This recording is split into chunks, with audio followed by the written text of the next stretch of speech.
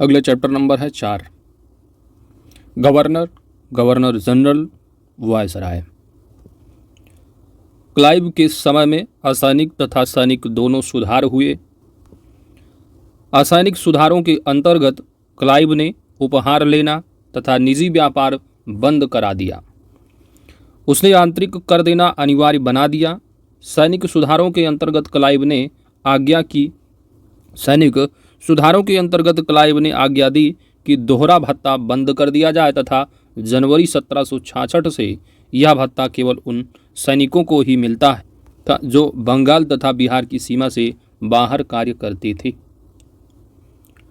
अपने प्रशासनिक सुधारों के अंतर्गत हेस्टिंग ने सर्वप्रथम 1772 ईस्वी में कोर्ट ऑफ डायरेक्टर्स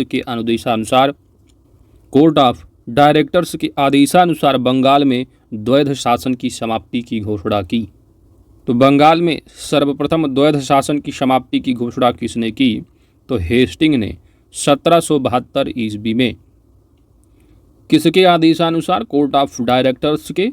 और राजकीय कोषागार का स्थानांतरण मुर्शिदाबाद से कोलकाता कर दिया। वारेन हेस्टिंग का विचार था कि समस्त भूमि शासक की है।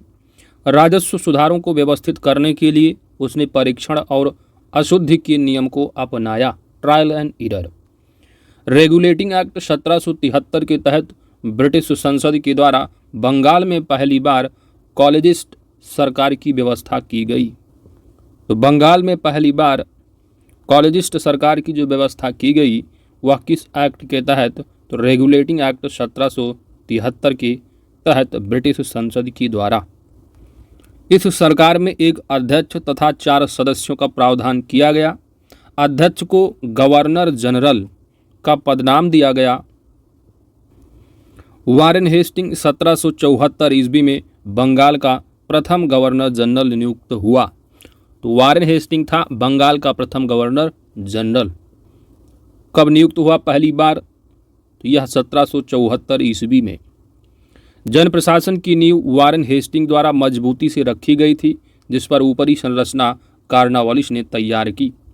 कॉर्नवालिस के समय न्यायिक सुधारों, फौजदारी कानून में सुधारों, पुलिस सुधार, कर संबंधी सुधार तथा व्यापारिक सुधारों से जन प्रशासन की नींव पड़ी।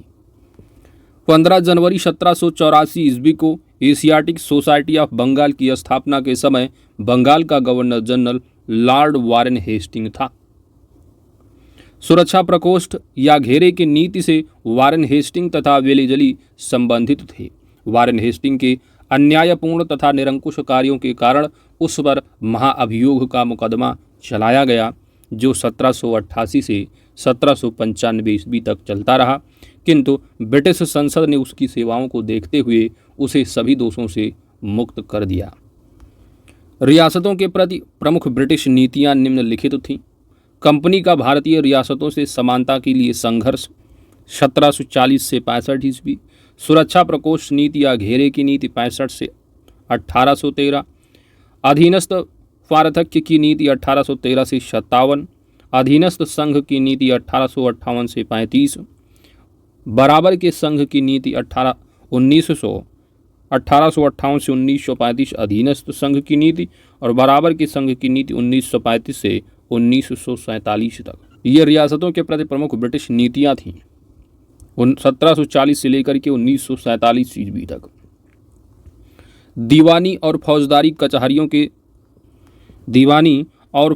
कचहरियों के श्रेणीबद्ध संगठन के जरिए न्याय प्रदान करने की एक नई व्यवस्था की नींव अंग्रेजों ने रखी। इस व्यवस्था को वारेन हेस्टिंग ने आरंभ किया, मगर कॉर्नवालिस ने इसे और सुदृढ़ बनाया। शक्ति कलेक्टर के हाथों में केंद्रित कर दी गई। 1787 ईस्वी में जिले के प्रभारी कलेक्टरों को दीवानी अदालतों के दीवानी न्यायाधीश भी नियुक्त कर दिया गया तथा इसके अतिरिक्त इन्हें फौजदारी शक्तियां और सीमित मामलों में फौजदारी न्याय करने का भी अधिकार दे दिया गया। 1790 से 92 ईस्वी के बीच भारतीय न्यायाधीशों से युक्त जिला फौजदारी अदालतों को समाप्त कर उसके स्थान पर 4 भ्रमण करने वाले न्यायालय 3 बंगाल हित एवं 1 बिहार के लिए नियुक्त किए गए। इन अदालतों की अध्यक्षता यूरोपीय व्यक्ति द्वारा भारतीय काजी एवं मुफ्ती के सहयोग से की जाती थी। लॉर्ड कॉर्नवालिस ने कानून की विशिष्टता का नियम जो इससे पूर्व नहीं था, भारत में लागू किया। कानून की विशिष्टता का नियम किसने लागू किया? कार्नवालिस ने। कार्नवालिस ने अपने न्यायिक सुधारों को 1793 ईस्वी तक अंतिम रूप देकर उन्हें कार्नवालिस संहिता के रूप में प्रस्तुत किया। यह सुधार प्रसिद्ध सिद्धांत शक्तियों के पृथक्करण पर आधारित था। इसके तहत उसने कर तथा न्याय प्रशासन को पृथक कर दिया। कलेक्टर की न्यायिक तथा फौजदारी संहिता कलेक्टर की जो न्यायिक तथा फौजदारी शक्तियाँ थी ले ली गईं तथा उसके पास केवल कर संबंधी शक्तियाँ ही रह गई। जिला दीवानी न्यायालयों में कार्य के लिए नए अधिकारियों की एक श्रेणी बनाई गई। जिला न्यायाधीशों को फौजदारी तथा पुलिस के कार्य भी दिए गए। भारत की प्रसंविधाबद्ध सिविल सेवा या लोक सेवा का प्रारंभ कार्नवालिस द्वारा किया गया था। तो सिविल सेवा का प्रारंभ किसके द्वारा किया गया था? यह कार्नवालिस रहे हैं। लॉर्ड कार्नवालिस 1786 से 1793 ईस्वी एवं 30 जुलाई 1805 से 5 अक्टूबर 1805 तक बंगाल का गवर्नर जनरल रहा। इसकी मृत्यु 5 अक्टूबर 1805 ईस्वी को गाजीपुर उत्तर प्रदेश में हुई थी। तो कार्नवालिस की आपसे पूछी भी जाती है कि इसकी कब्र कहाँ यूपी में? यह गाजीपुर में, यूपी स्पेशल में आप कब्र करते हो, यहीं पर इसकी कब्र स्थित है। लॉर्ड बेलेजली आते हैं। 1798 से 1805 ईस्वी की जो सहायक संधि है, लॉर्ड बेलेजली का जो कार्यकाल वो 1798 से 1805। तो लॉर्ड बेलेजली की सहायक संधि स्वीकार करने वाला पहला राज्य हैदराबाद था। तो ये क्रम से पूछ लिया जाता, कभी कभी मिलान करने को भी आ जाता है। तो सहायक संधि को स्वीकार करने वाला पहला जो राज्य था वो हैदराबाद था 1798 ईस्वी में। बसीन की संधि होती है दिसंबर 1802 ईस्वी में। तो बसीन की संधि दिसंबर 1802 ईस्वी में पेशवा बाजीराव द्वितीय और अंग्रेज़ों के मध्य हुई थी। लॉर्ड बेलेजली की सहायक संधि को स्वीकार करने वाला पहला मराठा सरदार पेशवा बाजीराव द्वितीय था और पहला राज्य हैदराबाद था। तो लॉर्ड बेलेजली की सहायक संधि स्वीकार करने वाला पहला राज्य हैदराबाद और पहला मराठा सरदार पेशवा बाजीराव द्वितीय था। इस सहायक संधि के तहत बाजीराव द्वितीय ने अंग्रेजों की संरक्षकता स्वीकार कर ली। इस संधि की शर्तों के अनुसार अंग्रेजों ने पेशवा को पूना में पुनः स्थापित करने के साथ लगभग 60,000 सैनिक पेशवा की रक्षा हेतु उसके राज्य में रखने का वादा किया, जबकि इसके बदले में पेशवा ने अंग्रेजों को 26 लाख रुपए वार्षिक आय वाले क्षेत्र प्रदान करने पर सहमति जताई। तो यह थी सहायक संधि मराठा सरदार पेशवा बाजी द्वितीय के साथ। लॉर्ड बेलेजली 1798 से 1805 ईस्वी। लॉर्ड बेलेजली ने भारतीय राज्यों को अंग्रेजी राजनैतिक परिधि में लाने के लिए सहायक संधि प्रणाली का प्रयोग किया था। उसने सहायक संधि का आविष्कार नहीं किया। इस प्रणाली का अस्तित्व तो पहले से ही था तथा वह क्रमिक रूप से विकसित हुई थी। संभवतः डुप्ले प्रथम यूरोपीय था जिसने अपनी सेना किराए पर भारतीय राजाओं को दी थी। अंग्रेजों ने भी यह प्रणाली अपनाई। प्रथम सहायक संधि 1765 ईस्वी में अवध से की गई, जब कंपनी ने निश्चित धन के बदले उसकी सीमाओं की रक्षा करने का वचन दिया। लॉर्ड बेलेजली द्वारा विशिष्ट रूप से प्रवर्तित सहायक संधि को स्वीकार करने वाले राज्य कौन कौन से थे? तो लॉर्ड बेलेजली की जो सहायक संधि को स्वीकार करने वाला पहला जो राज्य था वह था हैदराबाद। कौन सा राज्य? हैदराबाद।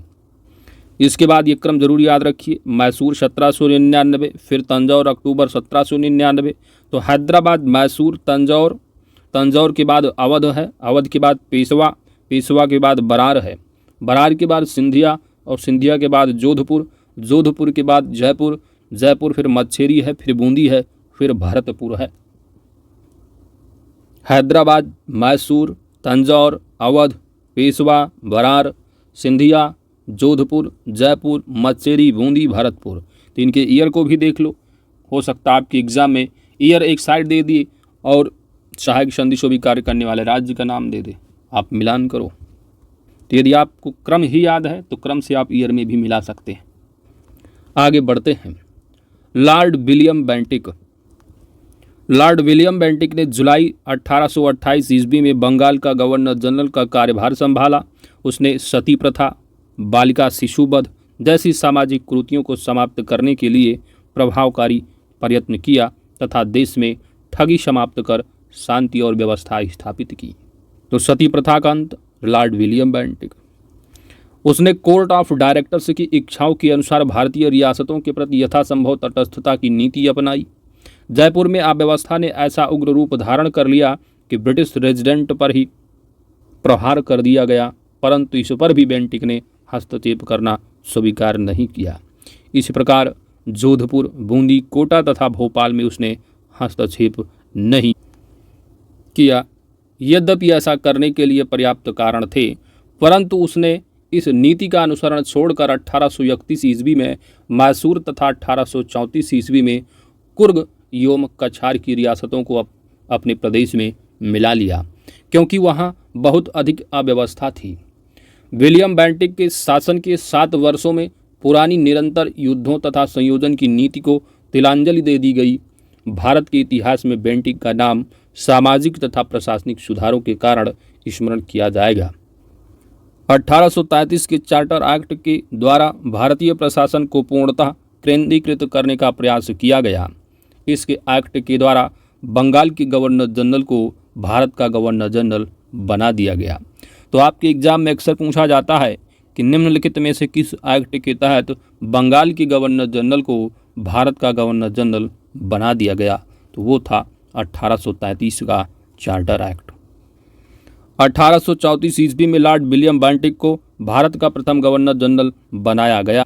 तो 1833 चार्टर एक्ट के तहत बंगाल के गवर्नर जनरल को भारत का गवर्नर जनरल बना दिया गया और भारत का जो पहला गवर्नर जनरल बना वो था 1834 में लॉर्ड विलियम बेंटिक।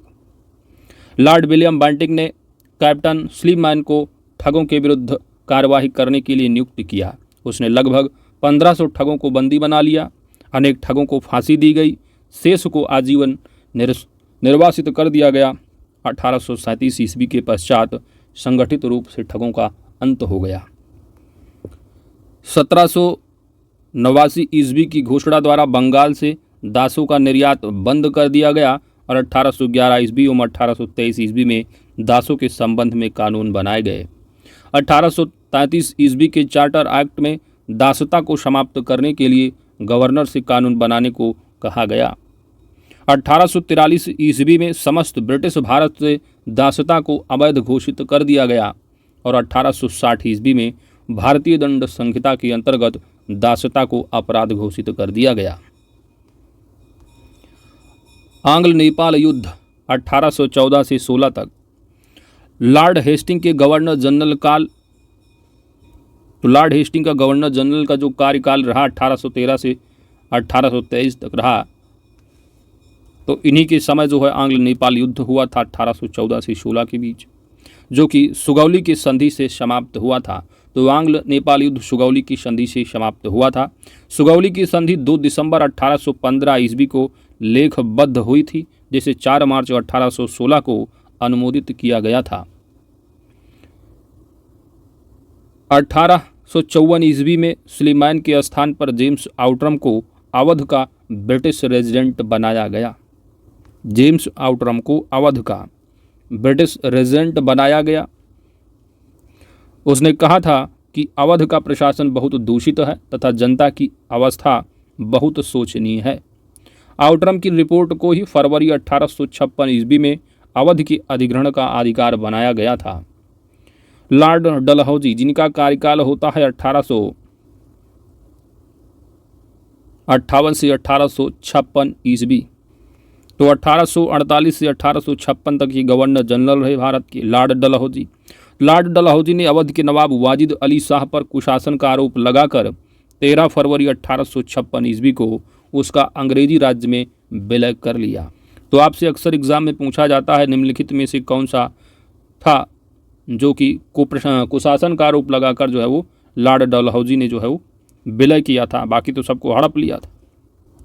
तो कुशासन का जो आरोप लगाया था वह 13 फरवरी 1856 का वह जो है मिला लिया अंग्रेजी राज्य में अवध को। अवध की अतिरिक्त डलहौजी के व्यपगत सिद्धांत के अंतर्गत, तो व्यपगत सिद्धांत के अंतर्गत सतारा, जैतपुर ये सब मिलाए गए, लेकिन अवध को जो मिलाया गया था वह कुशासन का आरोप लगाकर। तो ध्यान देना है।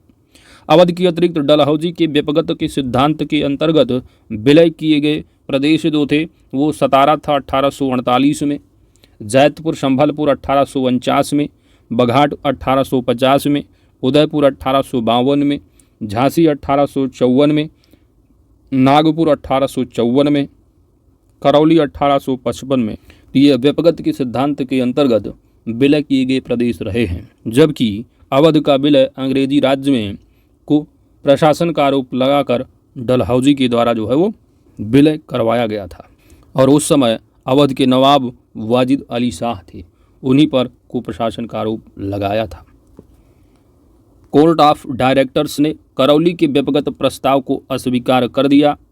भारत में रेल निर्माण की दिशा में प्रथम प्रयास ब्रिटिश गवर्नर लॉर्ड डलहौजी द्वारा किया गया। प्रथम रेलवे लाइन जो कि 1853 ईस्वी में बम्बई से ठाणे के बीच डलहौजी के समय बिछाई गई थी। रेल यात्रा का प्रारंभ भी ग्रेट इंडियन पेनिनसुला रेलवे द्वारा किया गया था। भारत में रेलवे के विकास का मुख्य उद्देश्य कच्चे माल को देश के आंतरिक भागों से बंदरगाहों तक ले जाना था। इसका दूसरा उद्देश्य था कि सेना को दूर दराज के क्षेत्रों तक पहुंचाना भी था, ताकि ब्रिटिश शासकों के प्रति होने वाले किसी भी विद्रोह को सरलता से कुचला जा सके। रेलवे का सर्वाधिक विस्तार 1900 ईस्वी के आसपास लॉर्ड कर्जन के समय में हुआ था। ब्रिटिश भारतीय राज्य क्षेत्र का अंतिम प्रमुख विस्तार लॉर्ड डफरिन के समय में हुआ था, जब 1885 ईस्वी में तृतीय आंग्ल बर्मा युद्ध के बाद 1 जनवरी 1886 को वर्मा को ब्रिटिश भारत में मिला लिया गया था।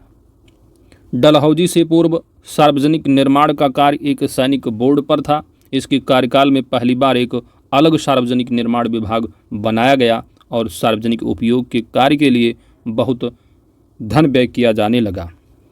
ईश्वरचंद्र विद्यासागर के अथक प्रयासों के फलस्वरूप लॉर्ड कैनिंग के समय विधवा पुनर्विवाह अधिनियम 1856 पारित हुआ था। तो विधवा पुनर्विवाह अधिनियम 1856 जो पारित हुआ, किसका अथक प्रयास रहा है? तो ईश्वरचंद्र विद्यासागर, और उस समय था लॉर्ड कैनिंग। इस अधिनियम के नियम 15 के तहत विधवा विवाह को वैध मान लिया गया और उस विवाह से उत्पन्न हुए बालक वैध घोषित किए गए। विधवाओं के कल्याण से जुड़े अन्य नेता थे पश्चिमी भारत में विष्णु शास्त्री और धोंदो केशव कर्वे। धोंदो केशव कर्वे ने 1899 ईस्वी में पूना में विधवा आश्रम की स्थापना की। 1857 ईस्वी की महान क्रांति का सबसे महत्वपूर्ण परिणाम था महारानी की उद्घोषणा। यह उद्घोषणा 1 नवंबर 1858 ईस्वी को इलाहाबाद में हुए दरबार में लॉर्ड कैनिंग द्वारा उद्घोषित की गई। इसमें ईस्ट इंडिया कंपनी के शासन की समाप्ति और भारत के शासन को सीधे ब्रिटिश शाही ताज के अंतर्गत लाए जाने की घोषणा की गई। इसके अतिरिक्त लॉर्ड कैनिंग ब्रिटिश भारत का प्रथम वायसराय बना। तो गवर्नर, फिर गवर्नर जनरल, बंगाल की जगह भारत का हो गया, फिर भारत का जो है प्रथम वायसराय। तो भारत का प्रथम वायसराय कौन? Lord Canning. महारानी विक्टोरिया को भारत की साम्राज्ञी 1877 ईस्वी में नियुक्त किया गया और जनवरी 1877 में आयोजित किए गए दिल्ली दरबार में इन्हें कैसर ए हिंद की उपाधि प्रदान की गई। प्रथम आंग्ल अफगान युद्ध 1839 से 1842 ईस्वी के मध्य हुआ था। इस दौरान भारत के गवर्नर जनरल ऑकलैंड थे। लॉर्ड लिट्टन के समय द्वितीय आंग्ल अफगान युद्ध 1878 से 1800 ईस्वी में हुआ था और 1843 के एक्ट 5 के द्वारा भारत में तत्कालीन गवर्नर जनरल लॉर्ड एलन बरो ने दास प्रथा का उन्मूलन किया था। लॉर्ड एलन बरो ने इसके काल के दौरान अगस्त 1843 ईस्वी में सिंध को पूर्ण रूप से ब्रिटिश साम्राज्य में मिला लिया गया। तो सिंध को पूर्ण रूप से ब्रिटिश साम्राज्य में किसके काल में मिलाया गया? तो लॉर्ड एलन बरो। कब? अगस्त 1843 में। चतुराईपूर्ण निष्क्रियता या कुशल अकर्मण्यता की नीति, that is policy of masterly inactivity, आंग्ल अफगान संबंधों के संदर्भ में लॉर्ड एलन बरो के काल से प्रारंभ होकर लॉर्ड नॉर्थ ब्रुक के काल तक चलती रही। इस काल को कुशल अकर्मण्यता की नीति का काल कहा जाता है। इस नीति को प्रायः जॉन लॉरेंस के नाम से विशेष रूप से संबंधित किया जाता है, क्योंकि उसके वायसराय काल में इस नीति का अनुसरण करने का स्पष्ट अवसर मिला और इस नीति की रूपरेखा स्पष्ट रूप से निश्चित की गई। कुशल अकर्मण्यता शब्द का JWS वायली ने एडिनबरा रिव्यू के एक लेख में प्रयोग किया था। भारत में अंग्रेजों के समय में प्रथम जनगणना लॉर्ड मेयो के काल में 1872 ईस्वी में प्रारंभ हुई थी, किंतु लॉर्ड रिपन के काल में नियमित जनगणना, जो कि हर 10 साल पर होती है, 1881 ईस्वी से शुरू की गई। लॉर्ड मेयो की हत्या अंडमान निकोबार द्वीप समूह के भ्रमण के दौरान शेर अली अफरीदी नामक एक कैदी द्वारा की गई थी। मेयो प्रथम गवर्नर जनरल था जिसकी हत्या उसके कार्यकाल में की गई थी। 1876 ईस्वी में लिटन के वायसराय बनकर आने पर अफगानिस्तान के प्रति अपनाई गई नीति में परिवर्तन आया। कुशल आक्रामकता की नीति के स्थान पर अग्रगामी नीति का अनुसरण होने लगा। मेजर सेंडेमन की बलूचिस्तान में गवर्नर जनरल के एजेंट के रूप में नियुक्ति के साथ ही बलूचिस्तान में हस्तक्षेप न करने के स्थान पर हस्तक्षेप की नीति अपनाई गई थी। वर्नाकुलर प्रेस एक्ट या भारतीय भाषा समाचार पत्र अधिनियम 1878 ईस्वी में लॉर्ड रिल्टन के काल में पारित किया गया था। तो इम्पॉर्टेंट, वर्नाकुलर प्रेस एक्ट किसके काल में? लॉर्ड लिटन के काल में 1878 ईस्वी में पारित किया गया था। इस अधिनियम को मुहबंद करने वाला अधिनियम भी कहा गया। वर्नाकुलर प्रेस एक्ट को मुहबंद करने वाला अधिनियम। अर्स्किन पेरी ने इस अधिनियम को विपरीतगामी और असंगत तथा भारत की भावी प्रगति के लिए घातक पग बताया। किसने? अर्स्किन पेरी ने। श्री एस.एन. बनर्जी ने इसे आकाश से वज्रपात कहा। सर पीसी इल्बर्ट वायसराय की परिषद के विधि सदस्य थे। इन्होंने 2 फरवरी 1883 ईस्वी को विधान परिषद में एक विधेयक प्रस्तुत किया जिसे इल्बर्ट बिल की संज्ञा दी जाती है। तो इल्बर्ट बिल 2 फरवरी 1883। इस विधेयक का उद्देश्य था कि जाति भेद पर आधारित सभी न्यायिक अयोग्यताएं तुरंत समाप्त कर दी जाएं और भारतीय तथा यूरोपीय न्यायाधीशों की शक्तियां समान कर दी जाएं। जैसे ही यह विधेयक प्रस्तुत किया गया, एक बवंडर खड़ा हो गया। यूरोपीय लोगों ने इसे अपने विशेषाधिकारों पर कुठाराघात बताया। लॉर्ड रिपन को ब्रिटिश भारत के वायसरायों में सबसे अधिक उदारवादी माना जाता है। उन्होंने 100 या उससे अधिक कार्यरत मजदूरों वाली फैक्ट्रियों में काम करने वाली महिलाओं तथा बच्चों के संबंध में कुछ उदारवादी नियम बनाए, जिन्हें प्रथम फैक्ट्री अधिनियम 1881 के नाम से जाना जाता है।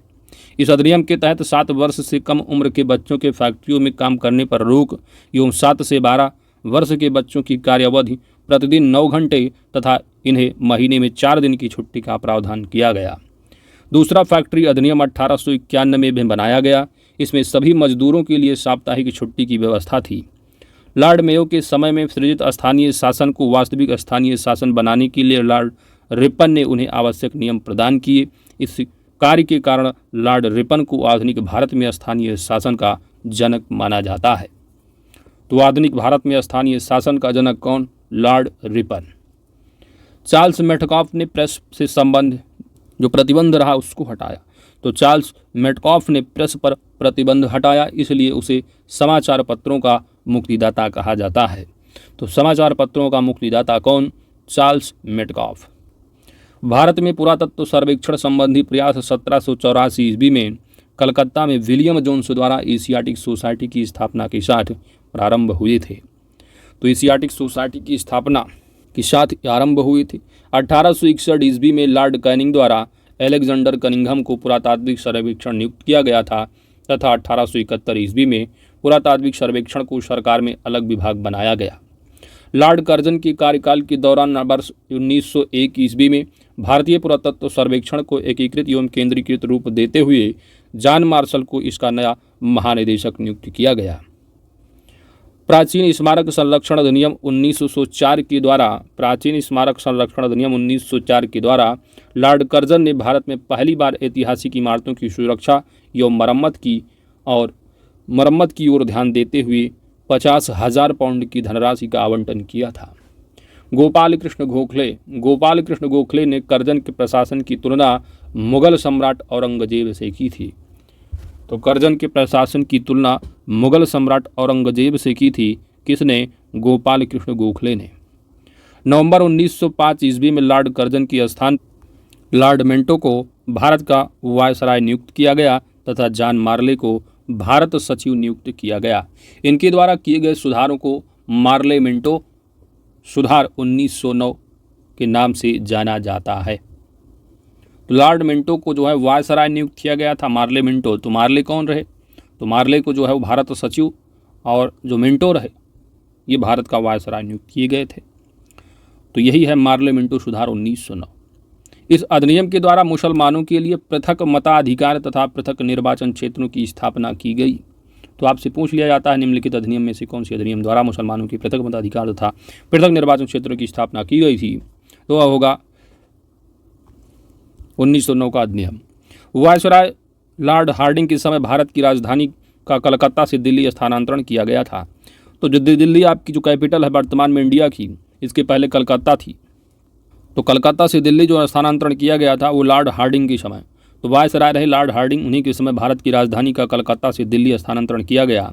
वायसराय लॉर्ड हार्डिंग ने 1911 ईस्वी में जॉर्ज पंचम एवं महारानी मेरी को भारत बुलाया तथा दिल्ली में भव्य दरबार का आयोजन किया, जिसे दिल्ली दरबार तृतीय के नाम से जानते हैं। इसी दरबार में बंगाल विभाजन को रद्द कर दिया गया तथा राजधानी के स्थानांतरण की घोषणा की गई। तो इसी तरह आपका रिवीजन नोट कंप्लीट होता है। बढ़ते हैं प्रश्न कोश की ओर। चैप्टर बड़ा ही इंपॉर्टेंट है। चलिए, पहला प्रश्न आपके सामने है कि निम्नलिखित कथनों पर आपको विचार करना है। पहला है कि रॉबर्ट क्लाइव बंगाल के प्रथम गवर्नर जनरल थे। तो बंगाल का प्रथम जो गवर्नर जनरल था वह था वारेन हेस्टिंग। कौन था? Warren Hastings. तो पहला कथन हो जाता है गलत। विलियम बेंटिंक भारत के प्रथम गवर्नर जनरल थे। तो बंगाल का प्रथम गवर्नर जनरल वारेन हेस्टिंग था। फिर गवर्नर जनरल को बंगाल के जो थे वो भारत के जो उनको भारत का गवर्नर जनरल बनाया जाने लगा बंगाल की जगह, और भारत का जो गवर्नर जनरल पहले बने वो विलियम बेंटिक थे। तो दूसरा कथन बिल्कुल सही हो जाता है। तो केवल और केवल 2 आंसर यहाँ ऑप्शन बी सही जवाब बन जाएगा। Civil services prelims 2007। Warren Hastings 1774 ईस्वी में बंगाल का प्रथम गवर्नर जनरल नियुक्त किया गया। 1834 ईस्वी में लॉर्ड विलियम बेंटिक को भारत का प्रथम गवर्नर जनरल बनाया गया। रॉबर्ट क्लाइव बंगाल का पहला गवर्नर नियुक्त किया गया था, जो इस पद पर 1758 ईस्वी से 1765-67 ईस्वी की अवधि में रहा। अगला है कि भारत का प्रथम गवर्नर जनरल कौन था? तो भारत का प्रथम गवर्नर जनरल कौन था? William Bentinck. कौन था? विलियम ऑप्शन में है ही नहीं। चलिए, वारेन हेस्टिंग दिया है तो वारेन हेस्टिंग यहाँ पर भारत के नहीं, यहाँ पर बंगाल का होता, तब ऑप्शन बी राइट आंसर होता। विलियम बेंटिक है ही नहीं ऑप्शन में। चलिए, स्टार लगा दिया उत्तर। तीसरा प्रश्न देखिए, बीपीएससी प्रीलिम्स 2020 में पूछा गया कि भारत का प्रथम गवर्नर जनरल कौन था? भारत का प्रथम गवर्नर जनरल, और ये राजस्थान प्री में 1997 में पूछा गया। फिर भारत में यही 2020 में रिपीट कर दिए बीपीएससी वाले। अब बताओ, विलियम बेंटिक यहाँ है ही नहीं, गायब हो गए। इसी तरह ऑप्शन यहाँ पर क्या है आपका उपयुक्त में कौन था? William Bentinck. अगला प्रश्न नंबर 4 है, पूछा गया है यूपीपीसीएस आरओ प्रीलिम्स 2016 का जो 21 में पेपर हुआ था, री एग्ज़ाम हुआ था, प्री 2016 री एग्ज़ाम। निम्नलिखित घटनाओं पर आपको विचार करना है और उनकी क्रोनोलॉजी आपको सेट करनी। जो रॉबर्ट क्लाइव रहा, क्लाइव का पुनः भारत आगमन रहा है। तो दोबारा जो आया था वो 3 मई 1765 को 1765। इलाहाबाद की संधि कब हुई थी? तो इलाहाबाद की संधि अगस्त 1765 रहा। अगस्त बहुत क्लोज दिए हैं, अगस्त 1765। बक्सर का युद्ध होता है आपका 64, बहुत क्लोज दिए ये है ना, अगस्त मई थे। 22 अक्टूबर क्या? 1764। चलो ये भाई ठीक है, 64 है। वारेन हेस्टिंग का भारत का गवर्नर बनना, तो भारत की जगह होना चाहिए था बंगाल, कि बंगाल का बना था गवर्नर। तो बंगाल का पहली बार गवर्नर जो बना 1772 में, फिर उसके बाद बना था 1774 में।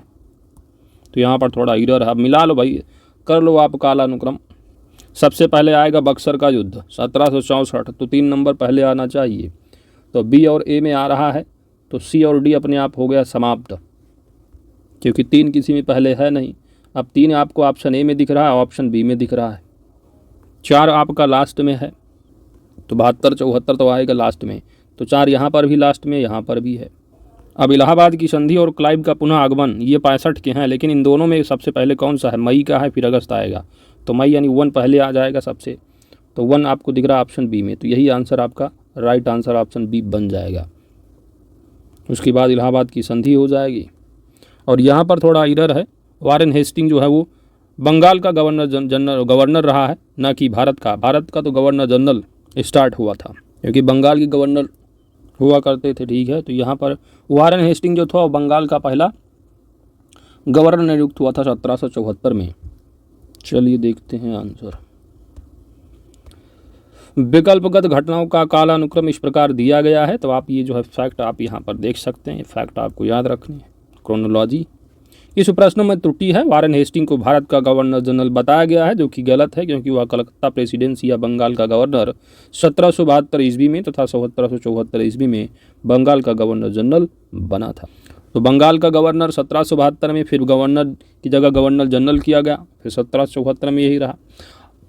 उसके बाद बंगाल का जो गवर्नर जनरल था, बंगाल के गवर्नर जनरल की जो है वो भारत का जो है वो गवर्नर जनरल बनाया गया, और उस समय पहला जो गवर्नर जनरल भारत का नियुक्त किया गया वो था लॉर्ड विलियम बेंटिंक 1834 में। अगला प्रश्न है जीआईसी यूपीपीसीएस। चलिए, निम्नलिखित कथनों में से कौन सा सही नहीं अर्थात गलत कथन कौन सा है? पहला है कि जन प्रशासन की नींव वारेन हेस्टिंग द्वारा मजबूती से रखी गई, जिस पर ऊपरी संरचना कार्नवालिस ने की। सब पढ़ के यार रिवीजन करो। बिल्कुल सही है। ईस्ट इंडिया कंपनी की आसानिक और सैनिक सुधार करने का जो श्रेय है वो रॉबर्ट क्लाइव को जाता था। बिल्कुल सही है। लॉर्ड विलियम बेंटिक सबसे बड़े ब्रिटिश शासकों में से एक था, क्योंकि उसने भारत में ब्रिटिश साम्राज्य को संग्रहित किया। तो यह कथन आपका हो जाएगा गलत, क्योंकि जो लॉर्ड विलियम बेंटिक रहा ये काफ़ी उदार रहा है, सबसे बड़े ब्रिटिश शासकों में इसको नहीं गिना जाता है, काफ़ी जो है उदार टाइप के रहे। तो सी ऑप्शन हो जाएगा गलत। लॉर्ड डलहौजी ने द्वितीय के सिद्धांत के आधार पर ब्रिटिश साम्राज्य में समृद्ध क्षेत्र जोड़े थे। डलहौजी ने, तो व्यक्तिगत या द्वितीय का सिद्धांत, तो ऑप्शन सी यहाँ पर सही नहीं है, सी ऑप्शन यहाँ पर गलत हो गया, यही राइट आंसर है। क्लाइव के समय में आसानिक तथा सैनिक सुधार दोनों हुए। आसानिक सुधारों के अंतर्गत क्लाइव ने उपहार लेना तथा निजी व्यापार बंद करा दिया, उसने आंतरिक कर देना अनिवार्य बना दिया। सैनिक सुधारों के अंतर्गत क्लाइव ने आज्ञा दी कि दोहरा भत्ता बंद कर दिया जाए तथा जनवरी 1766 से यह भत्ता केवल उन सैनिकों को ही मिलता था जो बंगाल तथा बिहार की सीमा से बाहर कार्य करते थे। जन प्रशासन की नींव वारेन हेस्टिंग द्वारा मजबूती से रखी गई थी, जिस पर ऊपरी संरचना कार्नवालिस ने तैयार की थी। कार्नवालिस के समय न्यायिक सुधारों, फौजदारी कानून में सुधारों, पुलिस सुधार, कर संबंधी सुधार तथा व्यापारी सुधारों से जन प्रशासन की नींव पड़ी। विलियम बेंटिक के शासन के 7 वर्षों में पुरानी निरंतर युद्धों तथा संयोजन की नीति को तिलांजलि दे दी गई। भारत के इतिहास में बेंटिक का नाम सामाजिक तथा प्रशासनिक सुधारों के कारण स्मरण किया जाएगा। डलहौजी 1848 से 56 जो कार्यकाल इनका रहा, तो डलहौजी ने व्यक्तिगत के सिद्धांत के अंतर्गत 1848 में सतारा, सबसे पहले 49 में जैतपुर लिया, संभलपुर 50 में, तो 49 में जैतपुर संभल और 50 में बघाट को, 52 में उदयपुर को, 54 में झांसी को तथा 54 में भी जो है वो नागपुर का विलय कर लिया। 1856 में डलहौजी ने अवध का जो विलय किया था वह कुप्रशासन का जो है आरोप लगाकर कुप्रशासन की बहाने किया था, अंग्रेजी राज्य में विलय। बाकी सबका तो व्यक्तिगत सिद्धांत के आधार पर किया, वारिस नहीं हड़प लो। चलिए आगे बढ़ते हैं। अगला है कि भारत में ब्रिटिश साम्राज्य का संस्थापक कौन था? भारत में ब्रिटिश साम्राज्य का संस्थापक रॉबर्ट क्लाइव रहा। ऑप्शन यहाँ पर सी राइट आंसर है। भारत में ब्रिटिश साम्राज्य का संस्थापक लॉर्ड क्लाइव को माना जाता है। 23 जून 1757 ईस्वी को प्लासी की लड़ाई में विजेता अंग्रेजी सेना का नेतृत्वकर्ता लॉर्ड क्लाइव था। इसी युद्ध के उपरांत बंगाल में ब्रिटिश साम्राज्य की नींव पड़ी। अगला प्रश्न है कि अंग्रेजों के विरुद्ध बनारस विद्रोह का नेतृत्व किसने किया? और यह पूछा गया आपका यूपीपीसीएस आरओ एआरओ प्रीलिम्स 2021 में प्रश्न, बनारस विद्रोह का नेतृत्व किसने किया था? यहाँ पर सही जवाब बनेगा राजा चेत सिंह, ऑप्शन सी।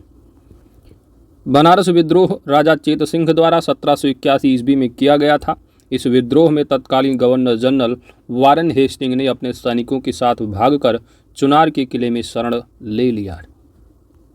अगला है रेवेन्यू इंस्पेक्टर। कलकत्ता में एशियाटिक सोसाइटी की स्थापना के समय बंगाल का गवर्नर जनरल कौन था? Lord Warren Hastings. Option B सही जवाब है। सुरक्षा प्रकोष्ठ की नीति संबंधित किससे है? सुरक्षा प्रकोष्ठ की नीति। राइट आंसर बनेगा वारेन हेस्टिंग से, ऑप्शन है। सुरक्षा प्रकोष्ठ या घेरे की नीति से वारेन हेस्टिंग तथा बेलीजली संबंधित थे। वारेन हेस्टिंग ने मैसूर और मराठों के साथ युद्ध अन्य भारतीय रियासतों के साथ बराबरी की पदवी प्राप्त करने की भावना से किया।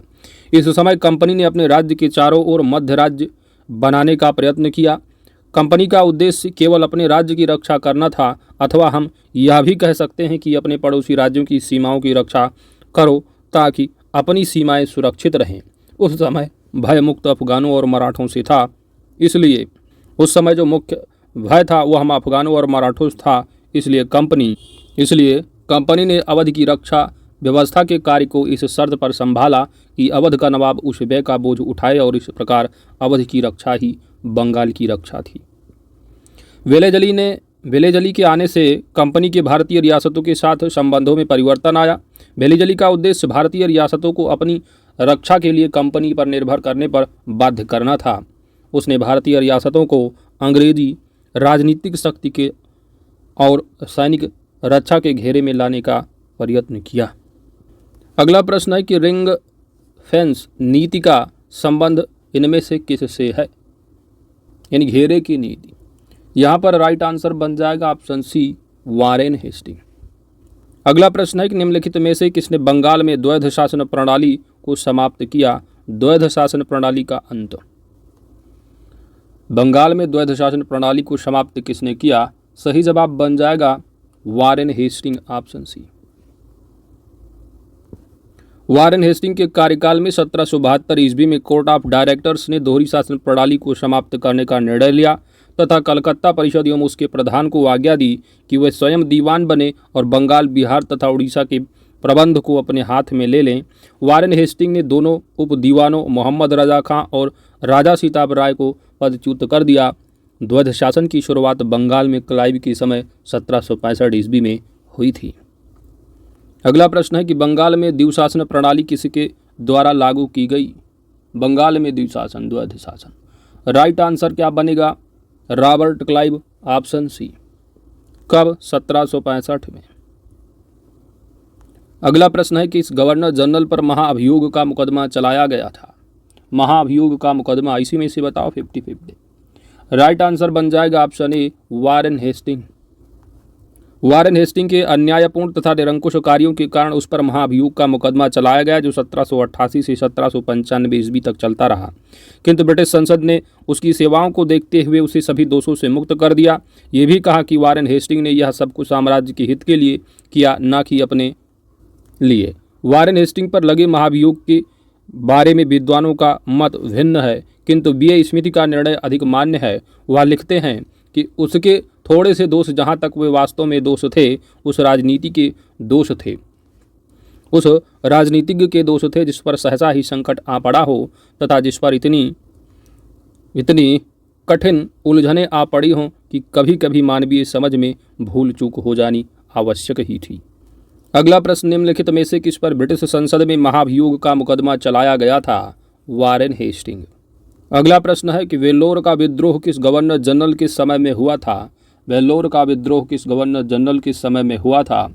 तो वेल्लोर का जो विद्रोह है वह रहा है सर जॉर्ज वारलो के समय। ऑप्शन यहाँ डी सही जवाब होगा। 1806 ईस्वी में वेल्लोर की मद्रास सेना के भारतीय सैनिकों ने एक विशेष प्रकार की पगड़ी पहनने, दाढ़ी मुंडवाने तथा तिलक न लगाने के विरुद्ध विद्रोह कर दिया। इस समय गवर्नर जनरल सर जॉर्ज वारलो था। इसी के काल में बैंक ऑफ कलकत्ता की भी स्थापना की गई। वेल्लोर के विद्रोह को 1857 की क्रांति का पूर्वगामी भी माना जाता है। अगला प्रश्न, भारत में न्यायिक संगठन की स्थापना किसने की? भारत में न्यायिक संगठन की स्थापना किसने की? सही जवाब होगा लॉर्ड कॉर्नवालिस ने, ऑप्शन बी। दीवानी और फौजदारी न्यायालय के श्रेणीबद्ध संगठन के जरिए न्याय प्रदान करने की एक नई व्यवस्था की नींव अंग्रेजों ने रखी। इस व्यवस्था को वारेन हेस्टिंग ने आरंभ किया, मगर कॉर्नवालिस ने इसे और सुदृढ़ बनाया। 1793 ईस्वी की कॉर्नवालिस संहिता शक्तियों के पृथक्करण के सिद्धांत पर आधारित थी, जिसके तहत कर और न्याय प्रशासन को पृथक कर दिया गया। तो आरंभ तो कर दिया था वारेन हेस्टिंग ने, लेकिन संगठन की जो स्थापना है, न्यायिक संगठन की स्थापना किसने की? Lord Cornwallis. अगला प्रश्न, सिविल सर्विसेज प्रीलिम्स 2010 निम्नलिखित में से किस गवर्नर जनरल ने भारत की प्रसंविधाबद्ध सिविल सेवा का सृजन किया, जो कालांतर में भारतीय सिविल सेवा के नाम से जानी गई? That is Cornwallis. ऑप्शन यहाँ पर आपका सी राइट आंसर है। भारत की प्रसंविधाबद्ध सिविल सेवा या लोक सेवा का सृजन कॉर्नवालिस द्वारा किया गया। किसके द्वारा? कॉर्नवालिस द्वारा किया गया। बंगाल का गवर्नर जनरल बनने के बाद कॉर्नवालिस ने प्रशासन को पुनर्गठित किया तथा राजस्व बोर्डों को भंग कर इसके संबंध में नए नियम बनाए तथा कंपनी के अधिकारियों के व्यक्तिगत व्यापार के संबंध में भी नए नियम बनाए। उसने कॉर्नवालिस कोड के माध्यम से दीवानी तथा न्यायिक क्षेत्रों में स्पष्ट विभाजन किया, जिसने आगे चलकर भारतीय सिविल सेवा का रूप लिया। अगला प्रश्न है कि भारतीय लोक सेवा का प्रवर्तन जो किया गया वह किसके काल में? भारतीय लोक सेवा, that is Lord Cornwallis. Lord Cornwallis की शासनकाल में। ऑप्शन बी राइट आंसर है।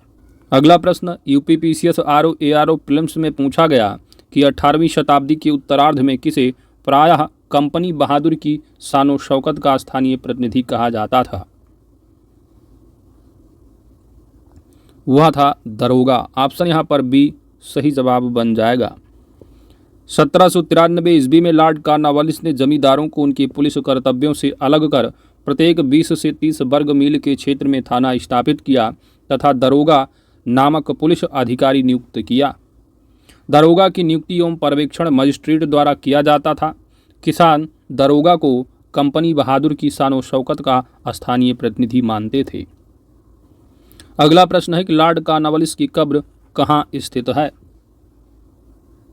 राइट आंसर बन जाएगा उत्तर प्रदेश के गाजीपुर में। ऑप्शन ए सही जवाब है।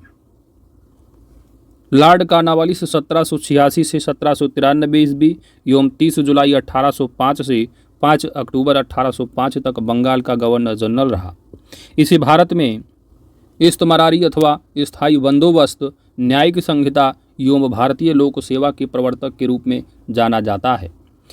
इसकी मृत्यु 5 अक्टूबर 1805 ईस्वी को गाजीपुर उत्तर प्रदेश में हुई थी और यहीं पर इसकी कब्र स्थित है। अगला प्रश्न है कि लॉर्ड वेलेजली द्वारा लागू की गई सहायक संधि व्यवस्था के बारे में निम्नलिखित में से कौन सा कथन लागू नहीं होता है? सहायक संधि व्यवस्था के बारे में है। पहला कथन दिया गया है कि दूसरों के खर्च पर एक बड़ी सेना बनाए रखना। बात बिल्कुल सही है। भारत को नेपोलियन के खतरे से सुरक्षित रखना, यह भी सही है। अगला कथन है कि कंपनी के लिए एक नियत आय का प्रबंध करना, यह जो है सहायक संधि का उद्देश्य रहा। तो सहायक संधि का जो उद्देश्य था वो ये था जिसे जो ब्रिटिश सत्ता है, सर्वोच्चता है, उसको स्थापित हो सके, जैसे कि नेपोलियन का जो डर है वो क्या है, खत्म हो जाए। तो नियत आय का प्रबंध करना यह उद्देश्य नहीं रहा। ऑप्शन यहाँ पर सी राइट आंसर बन जाएगा। भारतीय रियासतों के ऊपर ब्रिटिश सर्वोच्चता स्थापित करना उद्देश्य रहा। तो ऑप्शन यहाँ पर सी राइट आंसर बन जाएगा। Civil services prelims 2018। Lord Wellesley ने भारतीय राज्यों को अंग्रेजी राजनीतिक परिधि में लाने के लिए सहायक संधि का प्रणाली का प्रयोग किया। उस समय फ्रांस के विरुद्ध यूरोपीय शक्तियों का बना हुआ मोर्चा छिन्न भिन्न हो चुका था। नेपोलियन मिस्र तथा सीरिया को विजित कर चुका था और गंभीरतापूर्वक भारत पर आक्रमण करने की सोच रहा था। ऐसी परिस्थिति में वेलेजली ने भारत में सहायक संधि प्रणाली का प्रयोग किया, जिससे अंग्रेजी सत्ता की श्रेष्ठता स्थापित हो गई और नेपोलियन का भी भय टल गया। तो सहायक संधि का यह जो है उद्देश्य नहीं था कि एक नियत आय का प्रबंध हो सके, उसका उद्देश्य रहा कि अंग्रेजी सत्ता की जो है वो श्रेष्ठता स्थापित हो सके, जिससे नेपोलियन का क्या है भय टल गया। सहायक संधि की शर्तों में एक शर्त यह भी थी कि संधि को स्वीकार करने वाली रियासत कंपनी की एक सेना को रखेगी, जिसका सारा खर्च राज्य को देना होगा। इस सेना को चलाने का अधिकार केवल कंपनी को होगा। सहायक संधि को स्वीकार करने वाला राज्य किसी भी यूरोपीय या अंग्रेजों के दुश्मनों की सहायता नहीं करेगा और उनके किसी भी व्यक्ति को नौकरी नहीं देगा। अगला प्रश्न है कि लॉर्ड वेलेजली की सहायक संधि को स्वीकार करने वाला पहला मराठा सरदार कौन था? तो पेशवा बाजीराव द्वितीय रहा है। Option A right answer. Daulatrao Scindia और जसवंत होलकर दोनों पूना में अपने को सर्वश्रेष्ठ प्रदर्शित करना चाहते थे। बाजीराव द्वितीय सिंधिया का साथ दे रहा था। उसने 1801 ईस्वी में जसवंत के भाई की हत्या कर दी, जिसके परिणाम स्वरूप जसवंत होलकर की सेना ने पूना पर आक्रमण कर पेशवा और सिंधिया की संयुक्त सेना को परास्त कर दिया। बाजीराव द्वितीय ने भागकर बसीन में शरण ली तथा 31 दिसंबर 1802 ईस्वी को अंग्रेजों से बसीन की संधि की। इस संधि के अनुसार यानी बसीन की संधि के अनुसार पेशवा बाजीराव द्वितीय ने अंग्रेजों की संरक्षकता स्वीकार कर ली और यह संधि मराठों द्वारा अंग्रेजों के साथ की गई प्रथम सहायक संधि थी। अगला प्रश्न है कि 31 दिसंबर 1802 को जो संधि हुई थी, दैट इज बसीन की संधि, तो बसीन की जो संधि थी इस पर हस्ताक्षर किसके किसके मध्य हुए थे? तो यह अंग्रेज और पेशवा बाजीराव द्वितीय। तो ऑप्शन यहाँ पर आपका बी राइट आंसर बन जाएगा। है कि सहायक संधि को स्वीकार करने वाला पहला जो शासक था वह कौन था? सहायक संधि को स्वीकार करने वाला पहला शासक। तो सहायक संधि को स्वीकार करने वाला जो पहला राज्य था वो हैदराबाद था। पहला जो मराठा सरदार रहा वो पेशवा बाजीराव द्वितीय था। स्वीकार करने वाला पहला शासक कौन था? तो अवध का नवाब था। ऑप्शन यहाँ पर आपका ये राइट आंसर बन जाएगा। वेलेजली ने सहायक संधि का आविष्कार नहीं किया, इस प्रणाली का अस्तित्व पहले से ही था। संभवतः डुप्ले प्रथम यूरोपीय था। डुप्ले पहला यूरोपीय था जिसने अपनी सेना किराए पर भारतीय राजाओं को दी थी। क्लाइव के काल से यह प्रणाली लगभग सभी गवर्नर जनरलों ने अपनाई थी। वेलेजली की विशेषता यह थी कि उसने इसका विकास कर अपने संपर्क में आने वाले सभी देशी राजाओं के संबंधों में इसका प्रयोग किया। प्रथम सहायक संधि 1765 ईस्वी में अवध से की गई, जब कंपनी ने निश्चित धन के बदले उसकी सीमाओं की रक्षा करने का वचन दिया और अवध ने एक अंग्रेज रेजिडेंट को लखनऊ में रखना स्वीकार किया। नोट क्या है कि यदि प्रश्न में वेलेजली की सहायक संधि को स्वीकार करने वाले प्रथम राज्य के बारे में पूछा जाए तो उत्तर जो है आपका क्या होगा? हैदराबाद। और प्रथम मराठा सरदार पूछा जाए पेशवा बाजीराव द्वितीय। सब नोट में पढ़ के आ रहे हो। आगे बढ़ते हैं। अगला प्रश्न है कि सहायक संधि को किसके काल में एग्जीक्यूट किया गया, क्रियान्वित किया गया? तो वह था लॉर्ड वेलेजली। ऑप्शन बी सही जवाब होगा। अगला प्रश्न है कि निम्न में से सहायक संधि स्वीकार नहीं की, किसने नहीं की भाई? पहला दिया हैदराबाद के निजाम, तो सबसे पहले हैदराबाद रहे हैं। दूसरा दिया इंदौर के होलकर राज्य, तो होलकरों ने भी 1818 में स्वीकार किया था। आगे ऑप्शन देखते हैं। जोधपुर के राजपूत राज्य ने, मैसूर के शासक ने, सबने स्वीकार किया, इसलिए उत्तर जो है यहाँ पर स्टार लगा यानी गलत रहा है। लॉर्ड वेलेजली ने भारतीय राज्यों को अंग्रेजी राजनीति के परिधि में लाने के लिए सहायक संधि प्रणाली का प्रयोग किया। जिन राज्यों ने वेलेजली की सहायक संधि स्वीकार की वो इस प्रकार हैं: हैदराबाद, मैसूर है, तंजौर है, अवध है, पेशवा है, बरार के भोंसले हो गए, सिंधिया हो गए, इंदौर के होलकर भी हो गए, जोधपुर है, जयपुर है, मच्छेरी है, बूंदी है और भरतपुर है। इसलिए विकल्प में कोई भी सही नहीं होगा। चारों के चारों जो विकल्प दिए हैं सभी ने स्वीकार किया था। अगला प्रश्न है कि सहायक संधि व्यवस्था को स्वीकार करने वाले प्रथम भारतीय देशी शासक कौन थे?